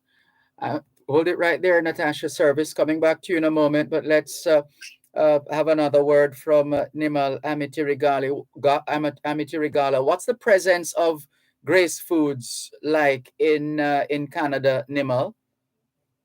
Well, for the event in particular, Dervan, what we'll be doing is sampling some of our new products with the the Jamaicans on the ground here. So we will be testing our new jerk patties that we recently launched, our jerk wings, as well as a series of other samplings or snacks or plantain chips, which have been doing really well for us. So while our colleagues at VM deal with some of the financial things, we will be making sure people are well fed and enjoying some good culinary delights on the day as well. That sounds like fun. That sounds like fun. And so you say new products for the benefit of those listening to us in Jamaica and in the diaspora who perhaps have been a little out of touch and not knowing about these new products. Can you just list them again and just say a word or two of these products? Sure, absolutely. My pleasure. So Grace Foods Canada launched our Grace Jerk Patty range late last year, and we're selling it through one of the major chains here, as well as a number of our independent supermarkets. And we have a variety of flavors. We have hot and spicy, and we have a mild version as well for the people who don't want it too hot. We have our Grace Jerk Wings, which we have released in the last 2 years, have been doing really well for us. And there we have our honey jerk, we have our mild and hot jerk, and that's a product as well that you'll find in some of the supermarkets here, as well as the independent stores as well. And one of the products that we are actually test launching here is a fantastic new product called Bag and Cook. And it is a product that we have both jerk and Caribbean curry, where people who don't have the time to make a meal can just get their chicken pieces, put it in a bag. A lot of people would be familiar with jerk in a bag, and then you just put it in the oven for 20 or 30 minutes, and the seasoning is already pre-prepared, and you have your jerk chicken or your Caribbean curry meal. They're ready and good to go. So those are three that we have launched recently that we think will do very well in the market, and we encourage our loyal consumers to go out and try. And no doubt, Natasha Service, you will be in your own right packaging financial solutions for your customers, your members, as you continue to serve them both at home and abroad. In fact, you meaning VM has been in the diaspora long before anybody in Jamaica was using the word diaspora, correct? That is so true, Dervan. You put it perfectly. We have been here for a long time. Well, the television has been going for over 143 years, but in the diaspora, we have been here. We were the first financial institution to be represented in the diaspora, and we're here to serve our members. We have offices in the UK, Florida, and New York, but we service Jamaicans no matter where they are in the diaspora. Hold on, we have a couple more questions for you and Nimal. Natasha, one moment, please. This is Both Sides of the Story, Poro 106 FM. I'm Dervan Malcolm. We're giving you a preview of the upcoming Access Jamaica Toronto, Canada event organized by the Consulate General of Jamaica, Toronto, in association with the Passport, Immigration and Citizenship Agency, PICA. More in a moment. You're listening to Power 106 FM. The time is now 3:45. Shine, see, I wish I had somebody to help me say this. Thanks a lot for staying with us here on your program, Both Sides of the Story, Poro 106 FM. I'm Dervan Malcolm, and online we have the president of Grace Foods Canada, Mr. Nimal Amitirigala, and Ms. Natasha Service. She's Chief Representative Officer for VM Group in New York. And just before the break, we were making the point that VM has been in the diaspora from even before the word was being used in Jamaica and in a lot of other places. How have things been going though since VM set up shop in New York? Oh my gosh, Dervan, we have been here for for almost 4 years, and all I can use say is that it's been a blessing. We have come here and we have seen the reason why the Susquehanna management realized that we needed to be in this market. Persons are so appreciative. Our members, Jamaicans in general, they're so appreciative of us being here. The services that we're able to offer them while we're here on the ground, them not having to book a flight to go to Jamaica to get simple financial services completed. The fact that we're able to assist them here to not just pre-qualify for a loan, but complete their mortgage applications, and all they do is go home and pick up their keys. It's been very fulfilling. Yes. And for you, Nimal Amitirigala, when you interact with customers and even potential customers, how do they feel about the brand, and how is the brand being received in the broader community outside of the immediate Jamaican community? I think it's two sides to that question, Dervan. What we feel from our Jamaican and Caribbean consumers is a tremendous sense of pride that a homegrown brand like Grace is abroad, and they can find it in the major supermarket chains here, whether it be Walmart, Loblaws, Metro Food Basics, or Sobeys. They can find our Grace products and an extensive range of Grace products, but they can also find it in their local mom and pop independent grocer as well. And they always express to me how proud they are to see the product there. But what we have also seen is a tremendous crossover of our products to what we call mainstream consumers. So products like our coconut water. Grace Foods Canada has the #1 coconut water in Canada by both dollar and volume, and we have been in that position for a number of years. We have the #1 jerk, and so a lot of people's first experience of Jamaican cuisine is through a Grace product, like our Grace jerk seasoning, etc. You know, we introduce people to things like our plantain chips, which have been doing spectacularly well for us. And so, you know, what we find is that as we have felt for some time at Grace Foods Canada and Grace Kennedy in general, you know, we're taking the taste of the Caribbean to the world. And certainly we get a lot of positive response from not just our regular kind of well-known products, or hot pepper sauces, for example, etc., but some of these new products that I described to you, where people can be introduced to the cuisine in a way that doesn't require them to know how to prepare the product for themselves. Yes, indeed. And for you now, Natasha Service, I know, well, we know that we get a lot of remittances from the diaspora, no question about that. And there's always the hope that we'll do more investing with some of that money as opposed to just straight consumption, even though that might be a need in general terms. What's the level of interest like in investing in Jamaica, whether in terms of properties, Jamaicans looking to buy their or to build their piece of the rock, etc.? What are you picking up? What have you been picking up since you've been representing a VM Group in New York? Let me tell you, Dervan, it has been overwhelming.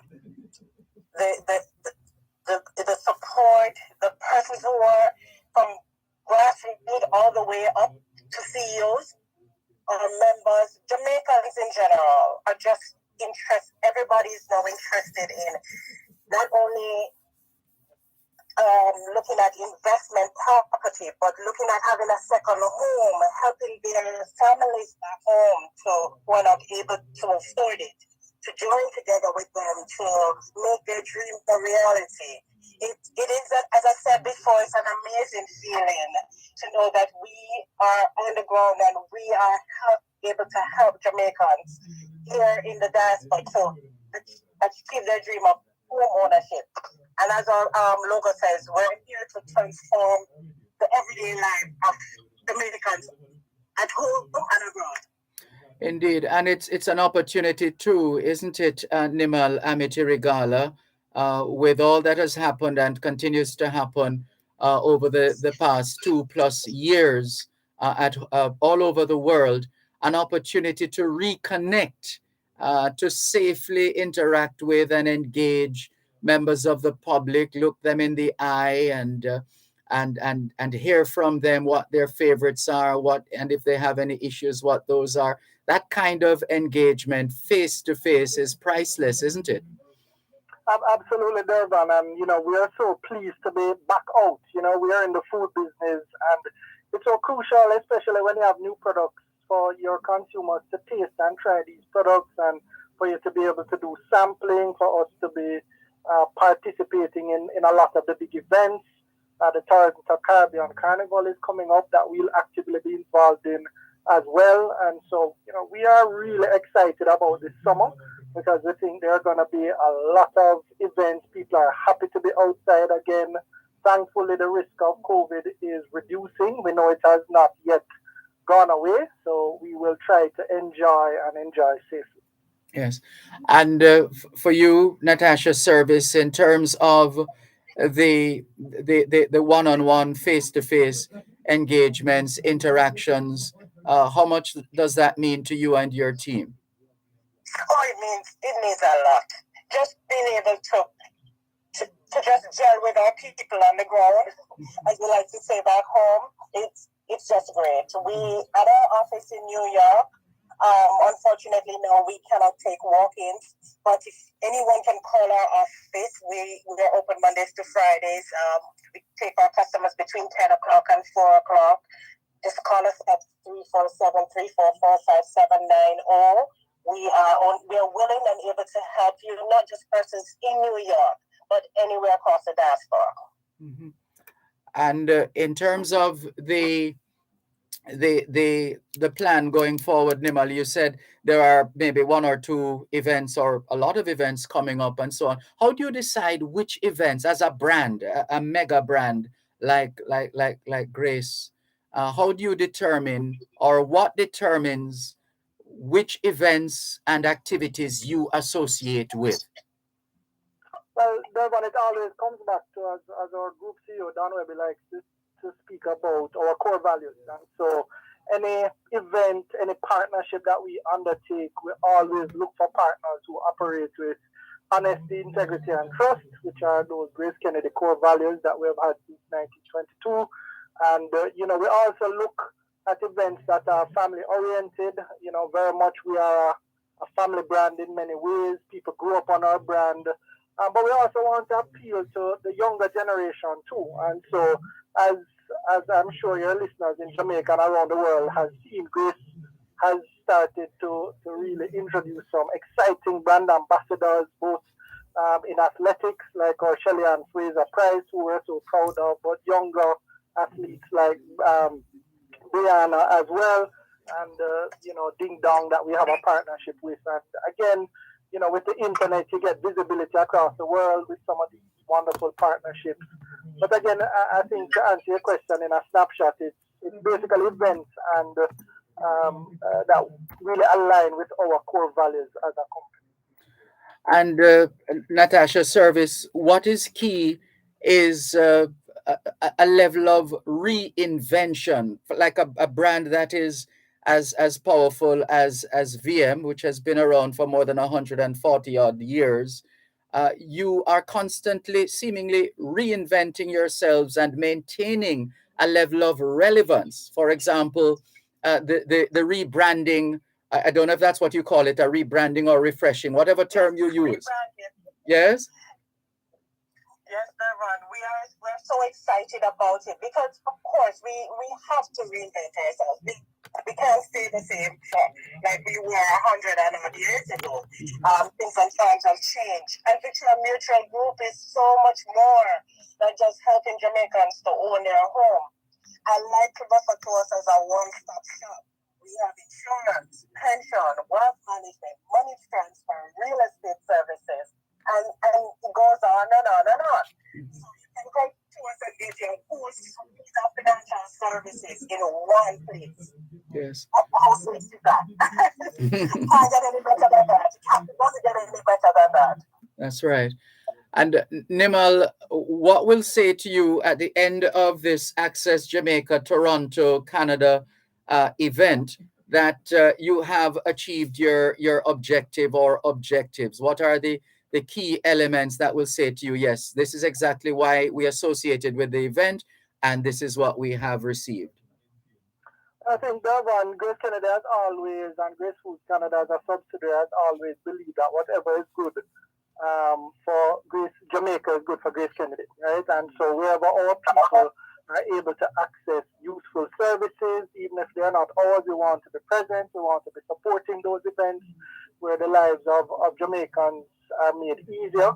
And so, really we want people to have had an opportunity to try some of our new products and enjoy some food while they're waiting for their services to be administered on the day. And we just believe also, as you know, we are very actively involved with the diaspora organizations through the Ministry of Foreign Affairs. We want to support those kinds of initiatives because, again, they're helpful to the community, they're helpful to our consumers, and we'll make sure that they enjoy a good culinary experience while they enjoy the services that are being provided for them there. So will there necessarily be live cooking on location or pre-prepared and brought to the location? But I think we're going to have active sampling. So there'll be some of these products, as I mentioned, like our jerk patties, we will heat and serve at the event. So people can get some nice warm food and some delightful Jamaican food at the same time. You said nice warm food. Is that a suggestion possibly that it's going to be maybe a little chilly? Well, we've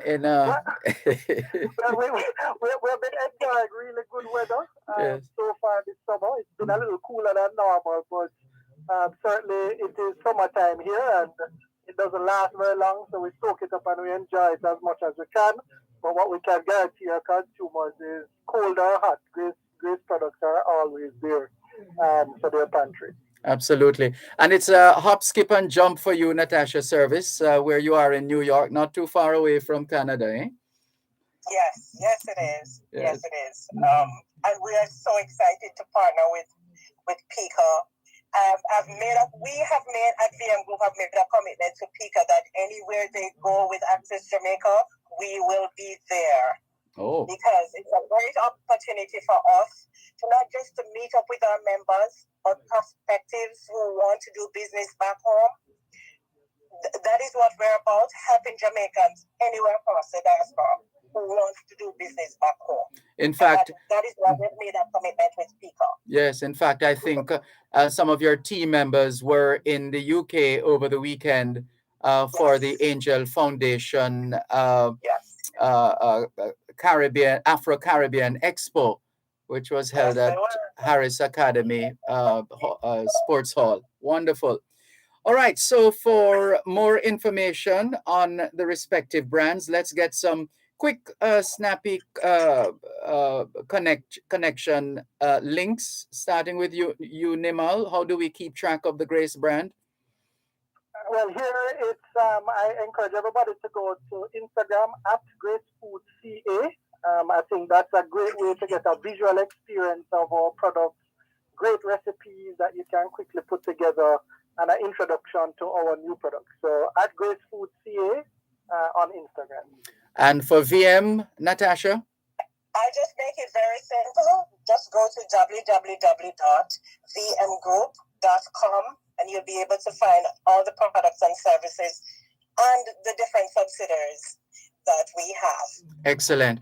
Thank you both very much. It's been a pleasure. We're sure it's going to be an exciting and fulfilling Access Jamaica Toronto, Canada, July 7 to 9 a.m. to 9:30 p.m., July 10, 2 p.m. to 6 p.m. at the Ebenezer Holiness Church of God, 101 Ross Dean Drive, North York, Ontario, Canada. Thank you, Nimal. Thank you, Natasha. All things being well, we'll talk again in the near future. It was a pleasure. See you soon, Nimal.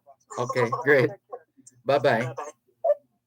At Wellington Dental, they offer cleaning, filling, whitening, and other services for the entire family. The time by Wellington Dental is 4:01 on Power 106. Honey Hunnigan's Funeral Service, West Palm Memorial Gardens and Crematorium, located on Darling Street and Waterworks, Westmoreland. They offer 24-hour island-wide pickup, programs, announcements, modern hearses, wreaths, and much more. At Hunnigan's, they say, we send your loved ones home with a smile. The highest quality, lowest cost. Call 918-0755 or 957-7642-44.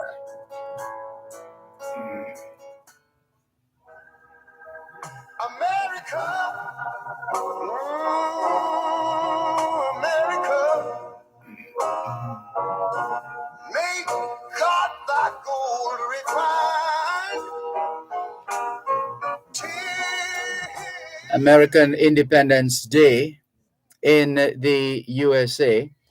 And you're listening to both sides of the story here on Power 106 FM, still streaming live on the Gleaners website, go-jamaica.com, live on your smart devices all over the world, taking your calls on 876-922-4112-5. But just before, there's a very important scholarship that we need to announce because we know what the needs are, and we want to ensure that those who are in need will be able to apply for and benefit from this scholarship that we're about to tell you about. It's the Errol Zadie Memorial Scholarship. The Errol Zadie Memorial Scholarship, being established to honor the memory of former MGI Insurance Brokers Limited chairman Errol Zadie, who was a prominent figure in the insurance industry. Before his passing, Errol Zadie was instrumental in the merger of the new entity, BCMG Insurance Brokers Limited. And the aim is for this scholarship to be just another of his outstanding legacies. The scholarship will target people who are already working in the insurance industry but do not yet have certification. So if you're already working in the insurance industry but you do not yet have certification, then this is an option for you. This is a possible opening that you can take advantage of. And so we're going to make that connection in a moment, because we know of the importance of people being assisted based on the resources, the limitations, the resource limitations that are out there. And while we wait to connect, just a bit more background. BCMG Insurance Brokers launched a memorial scholarship at the Kingston Cricket Club on Thursday,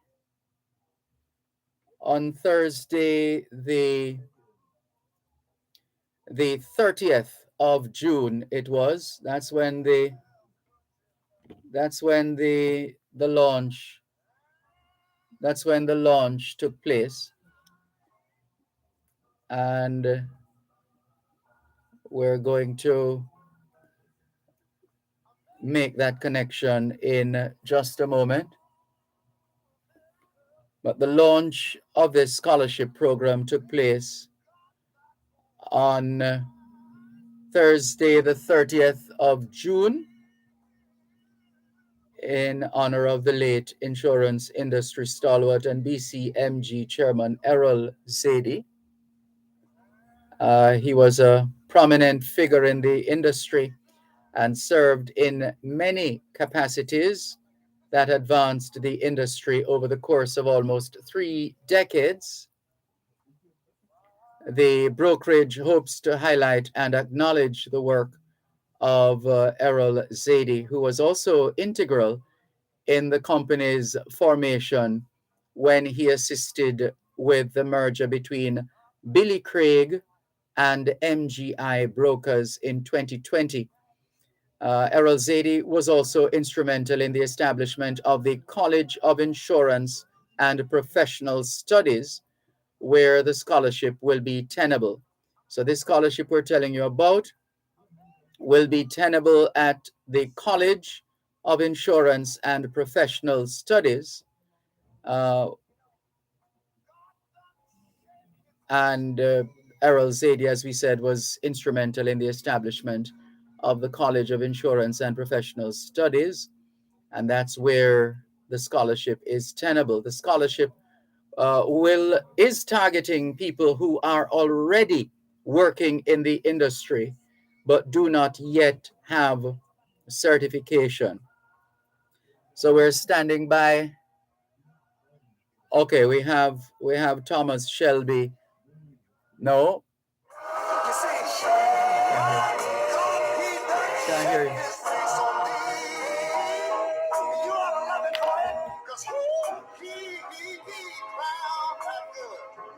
He told me he would. Every brotherhood. From sea to sky. Oh, Smith. I'm just seeing it.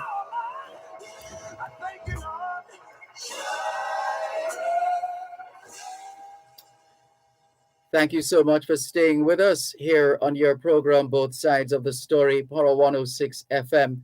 Thomas Smith is joining us now.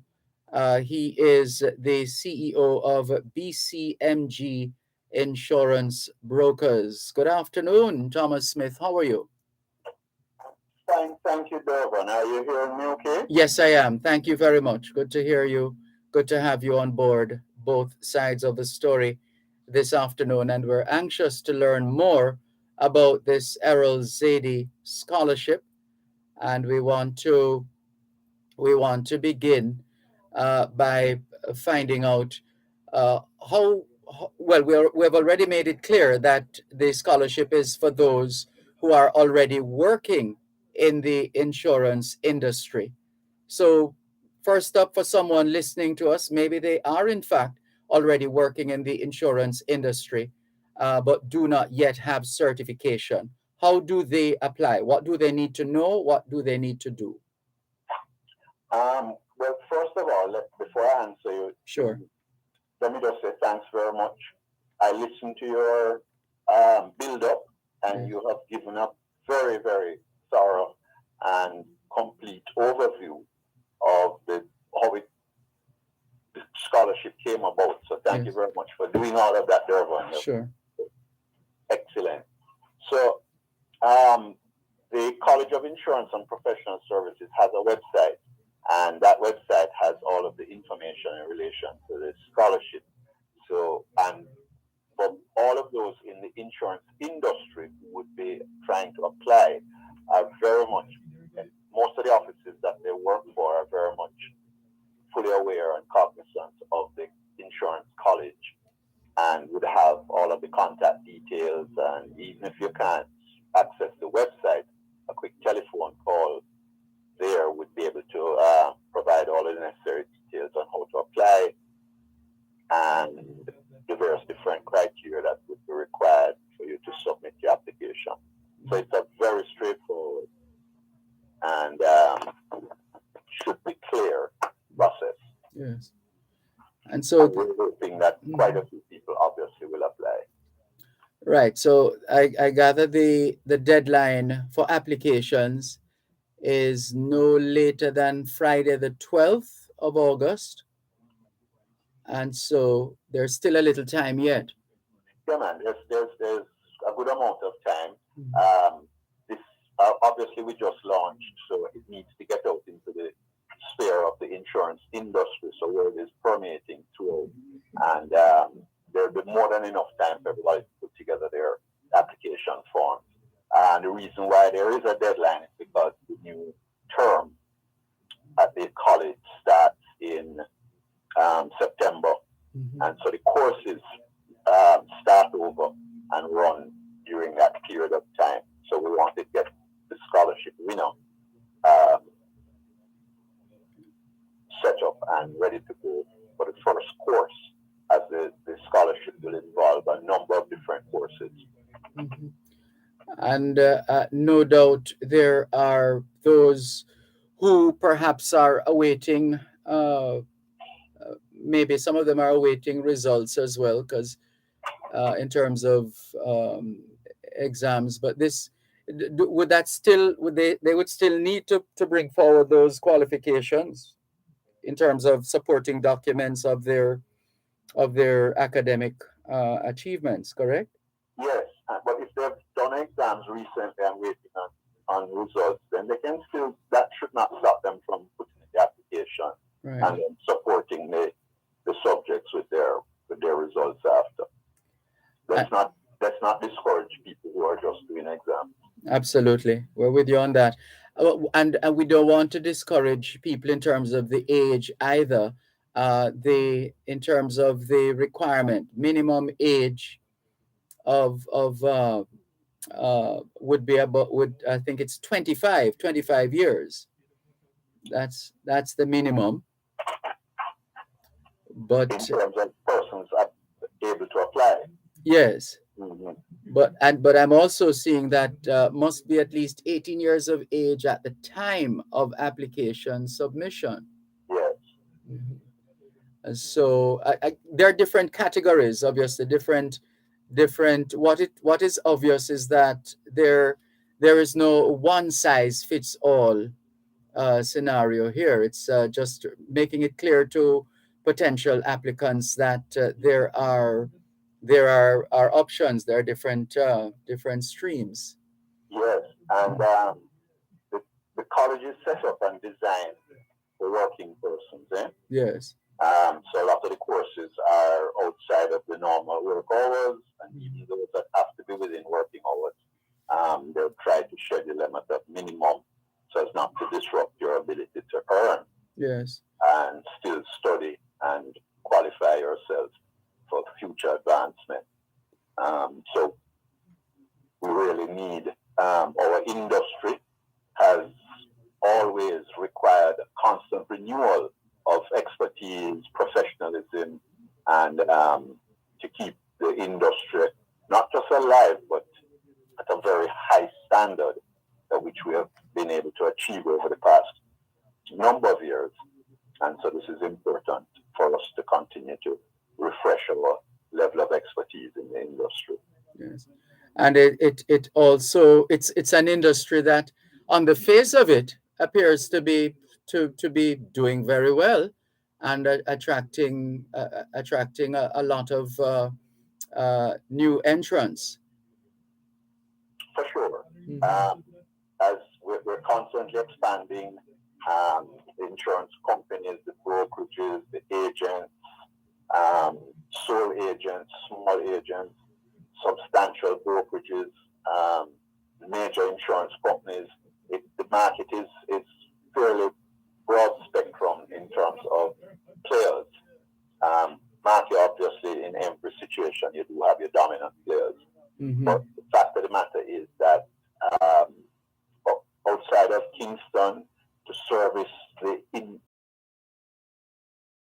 their cars, their homes, small businesses, you need a certain level of expertise, and so there is a significant demand within our for constant upgrade, knowledge-based professionals. Yeah, that's critical. Hold it right there. We have to take a break. We'll come back, maybe a few more questions for you, and then we wrap. One moment, please, listeners. If you're just tuning in, this is Both Sides of the Story. Power 106 FM, still streaming live on the Gleaners website, go-jamaica.com. Thomas Smith is our guest. We're talking about the Errol Zaidi Scholarship. You're listening to Power 106 FM. The time is now 4:15. Importers, shipments requiring you to pay customs duties and taxes are cleared on a customs goods declaration known as an IM4 or IMS4. For what it's worth, it's two phones, you know. So I don't always know is which one. Duties and taxes are paid. Where your clearing agent may not be able to provide the IM4 or IMS4, request your customs goods. Because I was already using this one to look at the information for the interview. Importers, request your IM4, IMS4, or C number. It is your right. For details, email the Jamaica Customs Agency at jca.gov.jm. Jamaica Customs, keeping our customers in focus. Farmers, farm store owners, Caribbean Chemicals Jamaica Limited has all the answers for your farming needs. Tune in every Wednesday during Farm Talk for the feature Farming Today, as we educate you on how to farm smarter. That's Farming Today, every Wednesday during Farm Talk, 6:18 to 6:45 a.m. Brought to you by Caribbean Chemicals Jamaica Limited, 2 East Ashenheim Road, Kingston. Hi. Fine, thanks. I'm about to go back on air. Yes, Paul. America, you know, God done shed his grace on thee. I am fine, thanks. But I'm going to go back on air now. I just took the call because I was in a commercial break. Yes, he did. Every brotherhood. Say that again? No, that's not possible. Not possible. All right, I have to run because I'm going back on. Sorry about that.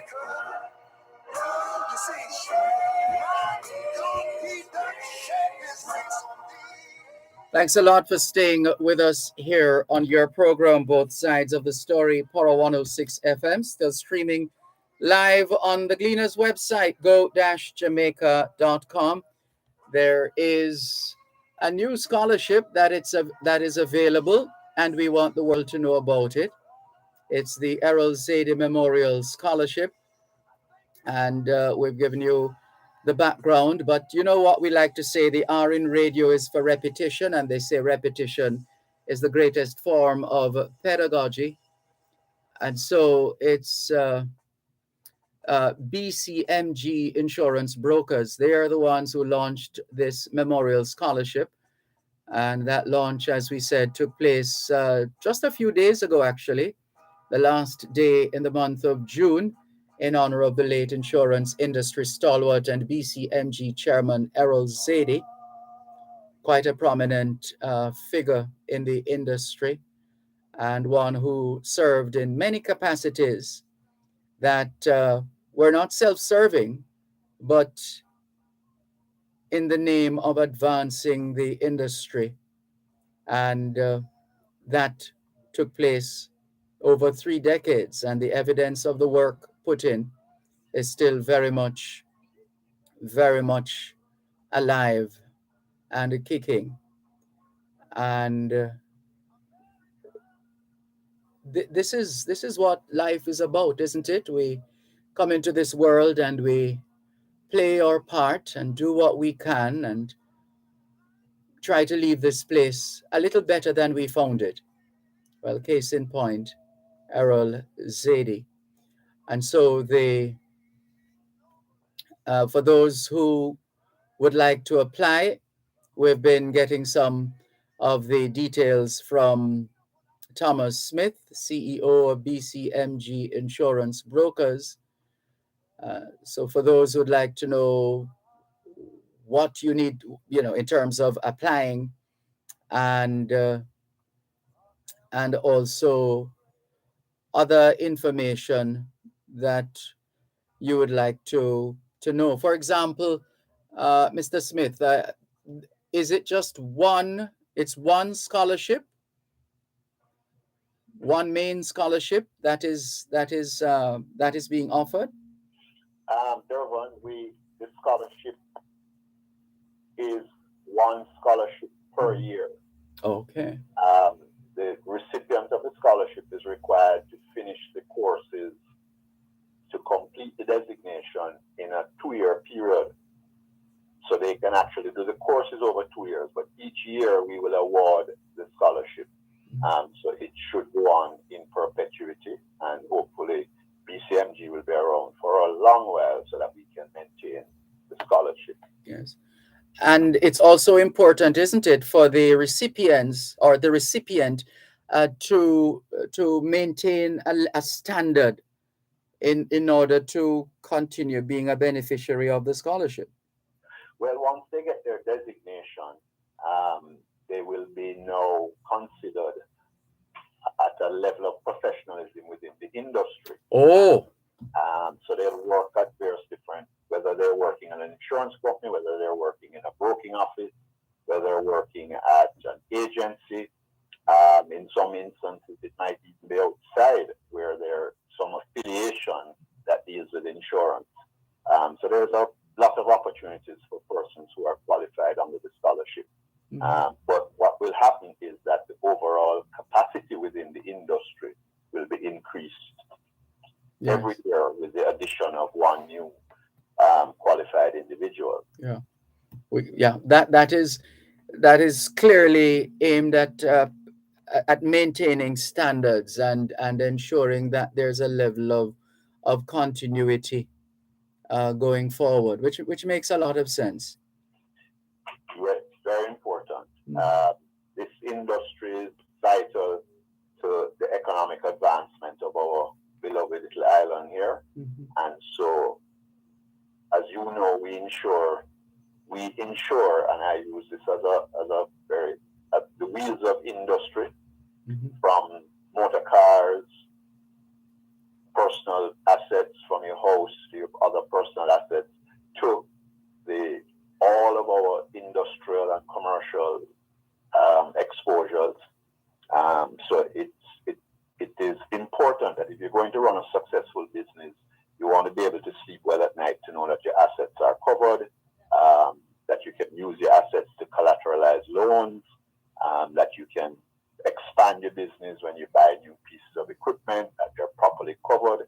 I think your general public would be aware that we are, as in our parlance, we refer to us in Jamaica as a double catastrophe zone, where we are faced with both earthquakes and hurricanes as a major business risk exposure. True. Very few countries around the world have both are double cat zones, and so the ability to insure your assets is absolutely critical to be able to run a successful business. And so our scholarship recipients are taught a lot of this and understand how to assess risks, how to underwrite, how to deal with customers. There's multiple, the course is multifaceted. Sorry, I was getting a little tongue-tied. And a lot of this type of information is passed on and learned, and this is what increases their level of professionalism, that they can speak to business people, speak to clients, give them proper advice on how to handle their risk management exposure. And clearly they have to be top of their game, because they naturally you're going to have a lot of people applying, and you have to meet all the requirements in order to be the recipient who walks away with the actual scholarship. Oh, for sure. And obviously, it's you need to present yourself well, and as we have repeated over and over, it will only help to build the level of professionalism in our business. Yeah, no question about that. Listeners, you've heard it. The rest is left up to you right now. It's the Errol Zady Memorial Scholarship, and you're expected to submit a completed application form with all supporting documents to College of Insurance and Professional Studies. That's College of Insurance and Professional Studies, 3A Richmond Avenue, Kingston 10. 3A Richmond Avenue, Kingston 10. No later. Make that submission no later than Friday, the 12th of August, 2022. And make sure your application is complete. Incomplete applications will not be considered. And so you make sure you have your supporting documents, your letters of reference, from a supervisor or colleague who can speak to your professional responsibilities. Because remember, listeners, the scholarship is targeting people who are already working in the insurance industry but do not yet have certification. So this scholarship will give you that opportunity to pursue the studies that will allow you to become certified. And if you need more information, as we said, you can contact the College of Insurance and Professional Studies. You can call them at 876-929-3340. And there's 3342 as well as 3343. The website is cipsonline.edu.jm, cipsonline.edu.jm.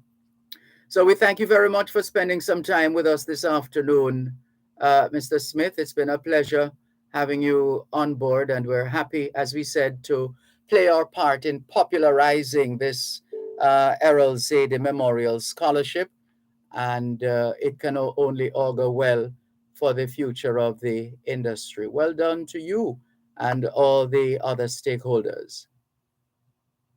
Thank you very much, Dervan. And it, as you had teed it up at the start of the introduction to this section, Errol's contribution to the industry was tremendous, and this is one of the best ways we could think of to honor his memory and his contribution to the industry by doing this scholarship. So thank you so much for highlighting it on your program, and we really and truly appreciate it.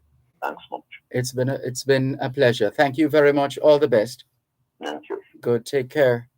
That's Thomas Smith speaking with us here. He is the CEO of BCMG Insurance Brokers. As we've used the opportunity to introduce you to another scholarship, and it's the time of year for this. It's another scholarship, this time the Errol Zaidi Memorial Scholarship, primarily geared towards those who are in the insurance industry, need to get the requisite requirements, need to do further studies, and the scholarship is tenable at the institution that Mr. Errol Zaidi himself was instrumental in establishing, and this is the institution where the scholarship is tenable, the College of Insurance and Professional Studies. This is your program, Both Sides of the Story, Power 106 FM, on this, the 4th of July, 2022. There's more after the break.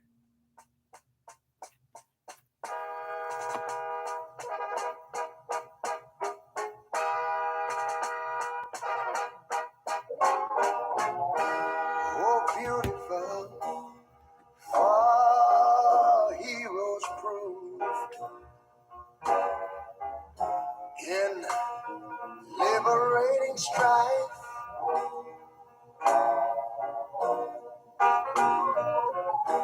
Who more than self their country loved, and mercy more than life.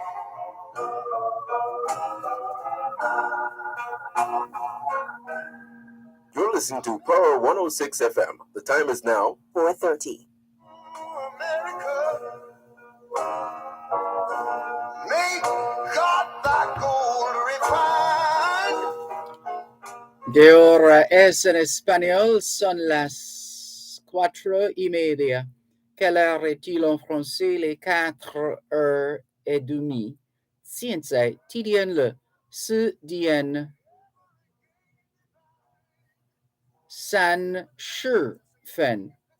4:30 in the afternoon here at Broadcast House, 32 Lyndhurst Road, Kingston 5, St. Andrew, Jamaica. Have you had a checkup lately? If not, now is a good time. Let's not wait till we get sick to get a checkup. How about that? And good afternoon to all the schoolers listening to us, all the students from the early childhood level to the secondary level. We know there are some summer classes that have started to assist students who have been hampered or whose learning has been impaired by the exigencies of COVID-19 and related matters. And we trust that they will take advantage of the opportunity. There are some people who are not happy because, as a poem that was done by a little girl some years ago said, teacher stress. That's a poem. It's amazing. Before now, that little girl had done that piece, teacher stress. And so we know there are some educators who can't manage the summer right now. They're trying to regroup and recharge after what has been a most trying period so far in more ways than one. But whatever we do, let us continue to learn. Let's never stop learning. Let us learn from everything that has happened, everything that is happening, and everything that will be happening going forward. Learning. Never stop learning. And so that's the message, young people. And even when school is out, homework is always in, because homework is about preparation, and proper preparation prevents poor performance. Proper preparation prevents poor performance. And as we always say, young people, socialization makes you educable, education makes you trainable, training makes you employable, and the right attitude makes you successful. Homework time, young people. Good afternoon to Michaela Anderson, Jacqueline Simmons, Faye Weller, good afternoon. Bijou, hello to you too. Junior Jabari is asking what's happening in the US of A. Have a blessed day. We read that one from Bijou. She said earlier on she was heading out to watch the fireworks. Velta Wilson says, good afternoon, Mr. Malcolm and listeners. I was just watching the official funeral service for the Honorable Shahini Robinson. Yes, indeed. That transition took place in 2020. I think it was May 2020. And that service taking place today. Condolences to the family, friends, and colleagues of the deceased minister. Exley Montgomery says, good afternoon, teacher, to you and your listeners. I'm here in Queens, New York. It's a holiday here. Keep safe, teacher. God's blessings I wish you. Keep safe. And you do likewise, Exley Montgomery in Queens, New York. Carol, still in Jamaica. Good afternoon to you. Thank you for tuning in. Sharon Richards of Savannah Lamar, Westmoreland says, good afternoon, Sir Malcolm and all listeners out there.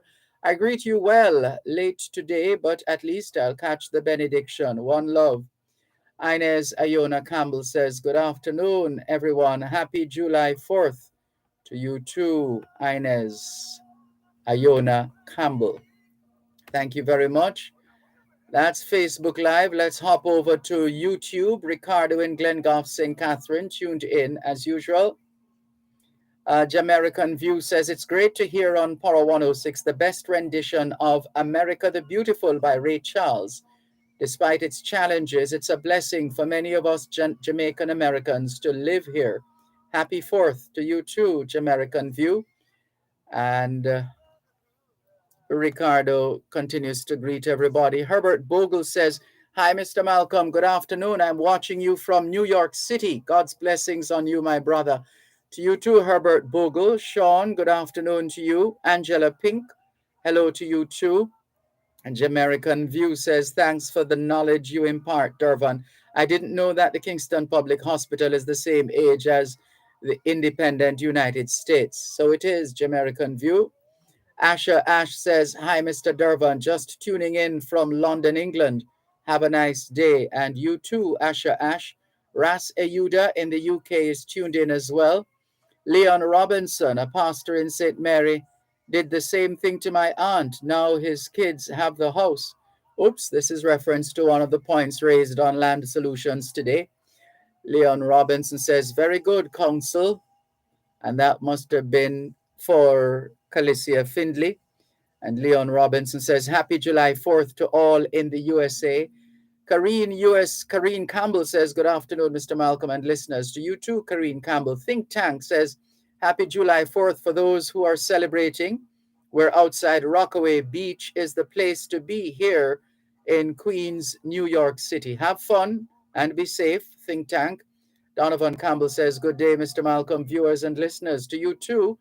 Velta Wilson is listening. Think Tank says, loving this radio station. It's amazing. Well, happy to be serving you the way we do. You are why we do what we do, when we do what we do, how we do what we do. We do it for you. Steve in Toronto, Canada says, Dervan Malcolm, could you please play a festival song? All in good time, Steve. All in good time. We can't play any of the 10 finalists just yet because the recordings haven't been digitally mastered yet, but those are the ones to be played so that the people become more familiar with the recordings, and those who are producing these recordings and performing these recordings. And then at some point, all in good time, we'll remind ourselves of all the other festival songs. How about that, Steve? And we hope you will be at the Passport, Immigration and Citizenship Agency's Access Jamaica event, which is happening in Toronto, Ontario, Canada. Steve, will you be there? Will you be there? To borrow the Michael Jackson song, that line, will you be there, Steve? All right, we'll look out for your message, your reply in just a moment. In the meantime, though, let's clear some WhatsApp messages. Let's clear these WhatsApp messages. Horace, otherwise known as Spider, says, good afternoon, Dervan. You know, apart from Mandela and the toll road, you could have a third road starting from the Dyke Road in Portmore at the train line, follow the line behind Riverton City, behind Seaview Gardens, then Majestic Gardens, then Union Gardens, Greenwich Farm, continue behind Maypen Cemetery and stop at Industrial Terrace. Maybe you can submit your suggestion to the Jamaica Railway Corporation, Horace. They're in the best position to tell you how they wish to proceed. And let's see, Howie, what is Howie saying now? Howie says, good afternoon, teacher. I'm at class here this evening from South St. Elizabeth. It is sunny, windy, green, and just nice. Happy Independence and birthday to those who celebrate today. Indeed, it's still afternoon, Howie. We see the correction. Thank you very much for your message. We're trying to clear them. There's always a backlog. Let's see. And at the same time, there are new callers who are coming on board and new WhatsAppers. And so we're having to add their contact details as well so we can identify them when they message us going forward. Hello to Norman Wright. We know he's always not too far away from listening to Power 106 FM. Tony Kelly in the UK. Good to have you on board as well. To Ruler Brown and the crew, all the very best to you. We see you're supporting one of the festival queens. Nadine Moulton of Meadowbrook High School Past Students Association. Good afternoon to you.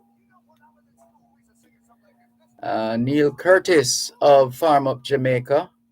Hello to you. Sharon Smith of the New York chapter of the New York chapter of Hosemati Alumni Association. Miss Evadne, good afternoon to you. She says, oh, this one was on Saturday. This one came in from Miss Evadne. And someone by the name Casper says, hi, Mr. Dervan. This is Jarvis. The young lady you had initiated to assist in 2013. And we met her at Emancipation Park. She says, never got to tell you how school and everything turned out. But all in all, thank you for even taking the time to listen. Merci beaucoup. We remember you well, Jarvis. I think she attended Holy Childhood High School. Look at that. Look at that. Well, let's properly label this number. We're always happy to hear the stories of our people, those who shared the challenges they were experiencing, and those of us who assisted however we could, and for the person to come back and say, hey, remember me? Just getting around to tell you how well everything went. Isn't that wonderful? That's what life is about. If I can help somebody as I pass along, then my living shall not be in vain. Thank you very much for that reminder. Thank you very much for that reminder. Thank you. Makes a huge difference. Yes, it does. What is Steve saying now? Steve says, I would love one every day. He wants a festival song every day. You can play them on YouTube, Steve. Just put in the name and play, and you will have your festival song every day. How about that? I will be there, he says, in reference to the Passport, Immigration and Citizenship Agency, PICA, Access Jamaica event, which takes place in Canada. Let's give you those dates again. July 7 to 9. July 7 to 9 from 9 a.m. to 3:30 p.m. and July 10 from 2 p.m. to 6 p.m. And this will be at the Ebenezer Holiness Church of God, 101 Ross Dean Drive in North York, Ontario, Canada. And here is good afternoon to our friends at the Heart Foundation of Jamaica. They're promoting their 29th Heart Foundation of Jamaica golf tournament to raise funds for their island-wide screening program. There's more after the break. You're listening to Power 106 FM. The time is now 4:45. Paid parking in the town of Savannah Lamar is being enforced at a cost of $100 per hour. Ticket attendants are strategically placed along the corridor of Great George Street between the hours of 7 a.m. and 5 p.m. Mondays to Saturdays. Anti-vending operations are jointly conducted by the corporation's police officers and members of the Jamaica Constabulary Force. Property tax collections are utilized for garbage collection and the maintenance of streetlights. Farmers, farm store owners. Caribbean Chemicals Jamaica Limited has all the answers for your farming needs. Tune in every Wednesday during Farm Talk for the feature Farming Today, as we educate you on how to farm smarter. That's Farming Today, every Wednesday during Farm Talk, 6:18 to 6:45 a.m. Brought to you by Caribbean Chemicals Jamaica Limited, 2 East Ashenheim Road, Kingston.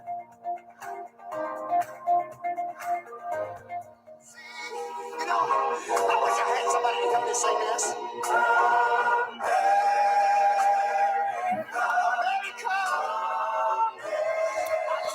Que hora es en español? Son las 5 menos 14. Quelle heure est-il en français? Les 5 heures moins 14. 现在几点了？5点加14分. 14 minutes to 5 o'clock in the afternoon here at Broadcast House, 32 Lyndhurst Road, Kingston 5, St. Andrew, Jamaica. Do you know where your children are? Are they where they're supposed to be? Doing what they're supposed to be doing? It's a good time to check up on the children. And good afternoon to all working Jamaicans tuned in to both sides of the story here on Power 106 FM. It's a good time for us to ask ourselves, how productive have we been today? How productive have we been today? On this 4th of July, of significance in a number of areas. It's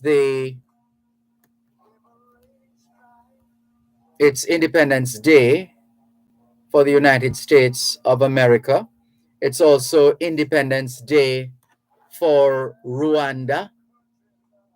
And it's the anniversary of the birth of one of Jamaica's national heroes, Norman Washington Manley, the 129th anniversary of his birth. And this is the 246th year of independence for the United States of America. It's also CARICOM Day, as we stated earlier on. And the legendary jazz trumpeter and singer Louis Armstrong was born, we're told, on this day in 1901. Although his baptismal records show that he was born the 4th of August, 1901. He has, well, he would be one to tell people that he was born on the 4th of July, but his baptismal record tells us that he was born on the 4th of August, 1901, to teenage parents who separated after his birth. And let's see if we can share. And as we said earlier on, also of significance on this day, the Kingston Public Hospital was established on this day in 1776, same year America gained independence. And another bit for you. On this day in 2007, the first of 3 island-wide blackouts occurred. First of 3 island-wide blackouts occurred here in Jamaica on this day in 2007. This was almost a year to the day of a previous blackout, which took place on July 15, 2006. The island was again plunged into darkness on the 9th of January 2008. Boy, the JPS has come a long way, haven't they? According to the JPS, the source of the power outage on this day in 2007 was at the Tredegar substation in St. Catherine. I mean, we still have the power cuts, but usually associated with some human error, like that JUTC, I think it was a JUTC bus that crashed into a wall and hit a post and caused a dimming of the lights in certain communities. This happened a few weeks ago, I think it was. But they seem to be managing these days. We hope it will stay that way. We hope it will stay that way.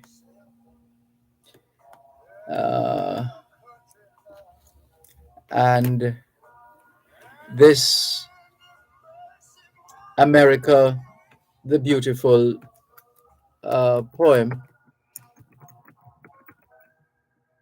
which has been put to music, remains one of the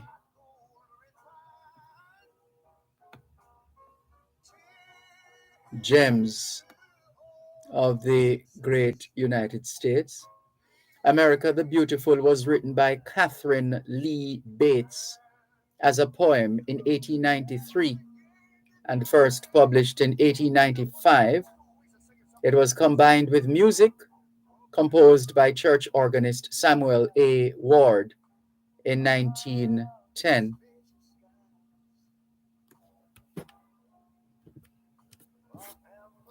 Oh, beautiful for spacious skies, for amber waves of grain, for purple mountain majesties, above the fruited plain, America, America, God shed his grace on thee, and crown thy good with brotherhood from sea to shining sea.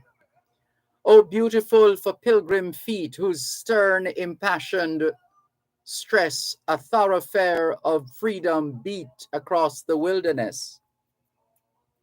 America, America, God mend thine every flaw, confirm thy soul in self-control, thy liberty in law. O beautiful for heroes proved in liberating strife, who more than self their country loved, and mercy more than life. America, America, may God thy gold refine, till all success be nobleness, and every gain divine. O beautiful for patriot dream that sees beyond the years, thine alabaster cities gleam, undimmed by human tears. America, America, God shed his grace on thee, and crown thy good with brotherhood, from sea to shining sea. O beautiful for halcyon skies, for amber waves of grain, for purple mountain majesties above the enameled plain. America, America, God shed his grace on thee, till souls wax fair as earth and air and music-hearted sea. O beautiful for pilgrims' feet whose stem impassioned stress a thoroughfare for freedom beat across the wilderness. America, America, God shed his grace on thee, till paths be wrought through wiles of thought by pilgrim foot and knee. O beautiful for glory tale of liberating strife, when once and twice for man's avail, men lavished precious life. America, America, God shed his grace on thee, till selfish gain no longer stain the banner of the free. O beautiful for patriot dream that sees beyond the years, thine alabaster cities gleam, undimmed by human tears. America, America, God shed his grace on thee, till nobler men keep once again thy whiter jubilee. As we said, written by Catherine Lee Bates as a poem in 1893 and first published in 1895. It was combined with music composed by church organist Samuel A. Ward in 1910. Catherine Lee Bates wrote the poem after a journey to the top of Pikes Peak in Colorado, saying the views there inspired her, beloved by many as a true representation of the nation's principles, yet disparaged by many others as outdated and meaningless. The song still carries a lot of weighty meaning. America the Beautiful. That's the song we've been playing this afternoon. Originally a poem, as we said. Angela Pink, good afternoon to you. Think Tank says today has been a very productive day for me. Happy 4th again. Good afternoon to all here YouTubers, including Mr. Malcolm. Thank you, Think Tank. Valerie Rochester in Atlanta, Georgia. Good to hear from you. Good afternoon to you. Thank you very much for making it both sides of the story here on Power 106 FM. Can we thank you once again for the privilege of serving you on yet another edition of your program, Both Sides of the Story, for today, Monday, the 4th of July, 2022. The moving finger writes, and having writ moves on, nor all your piety nor wit shall lure it back to cancel half a line, nor all your tears wash out a word of it. All things being well, Both Sides of the Story returns tomorrow afternoon, 2 to 5. Till then, this is Dervan Malcolm reminding all of us that every day is an opportunity to do better than yesterday. Take care. Got that gold refined till all success, nobleness, and every gain divine. And you know, when I was in school, we used to sing it something like this. Listen here. Oh, beautiful, vast, spacious skies, far amber waves of grain,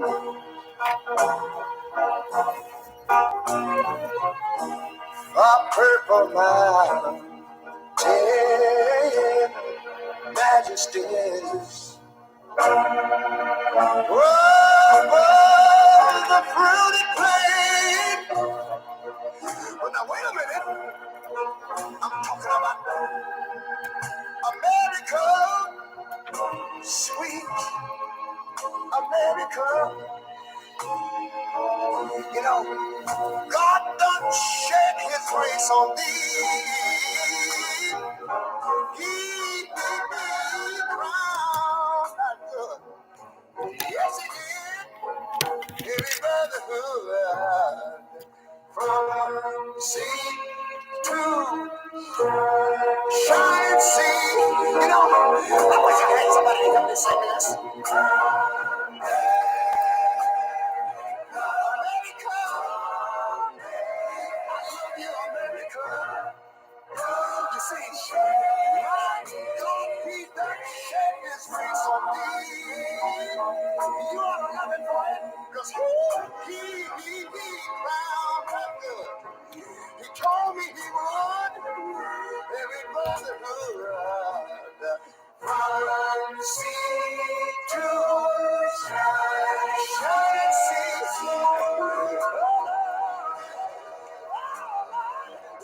I thank you, Lord.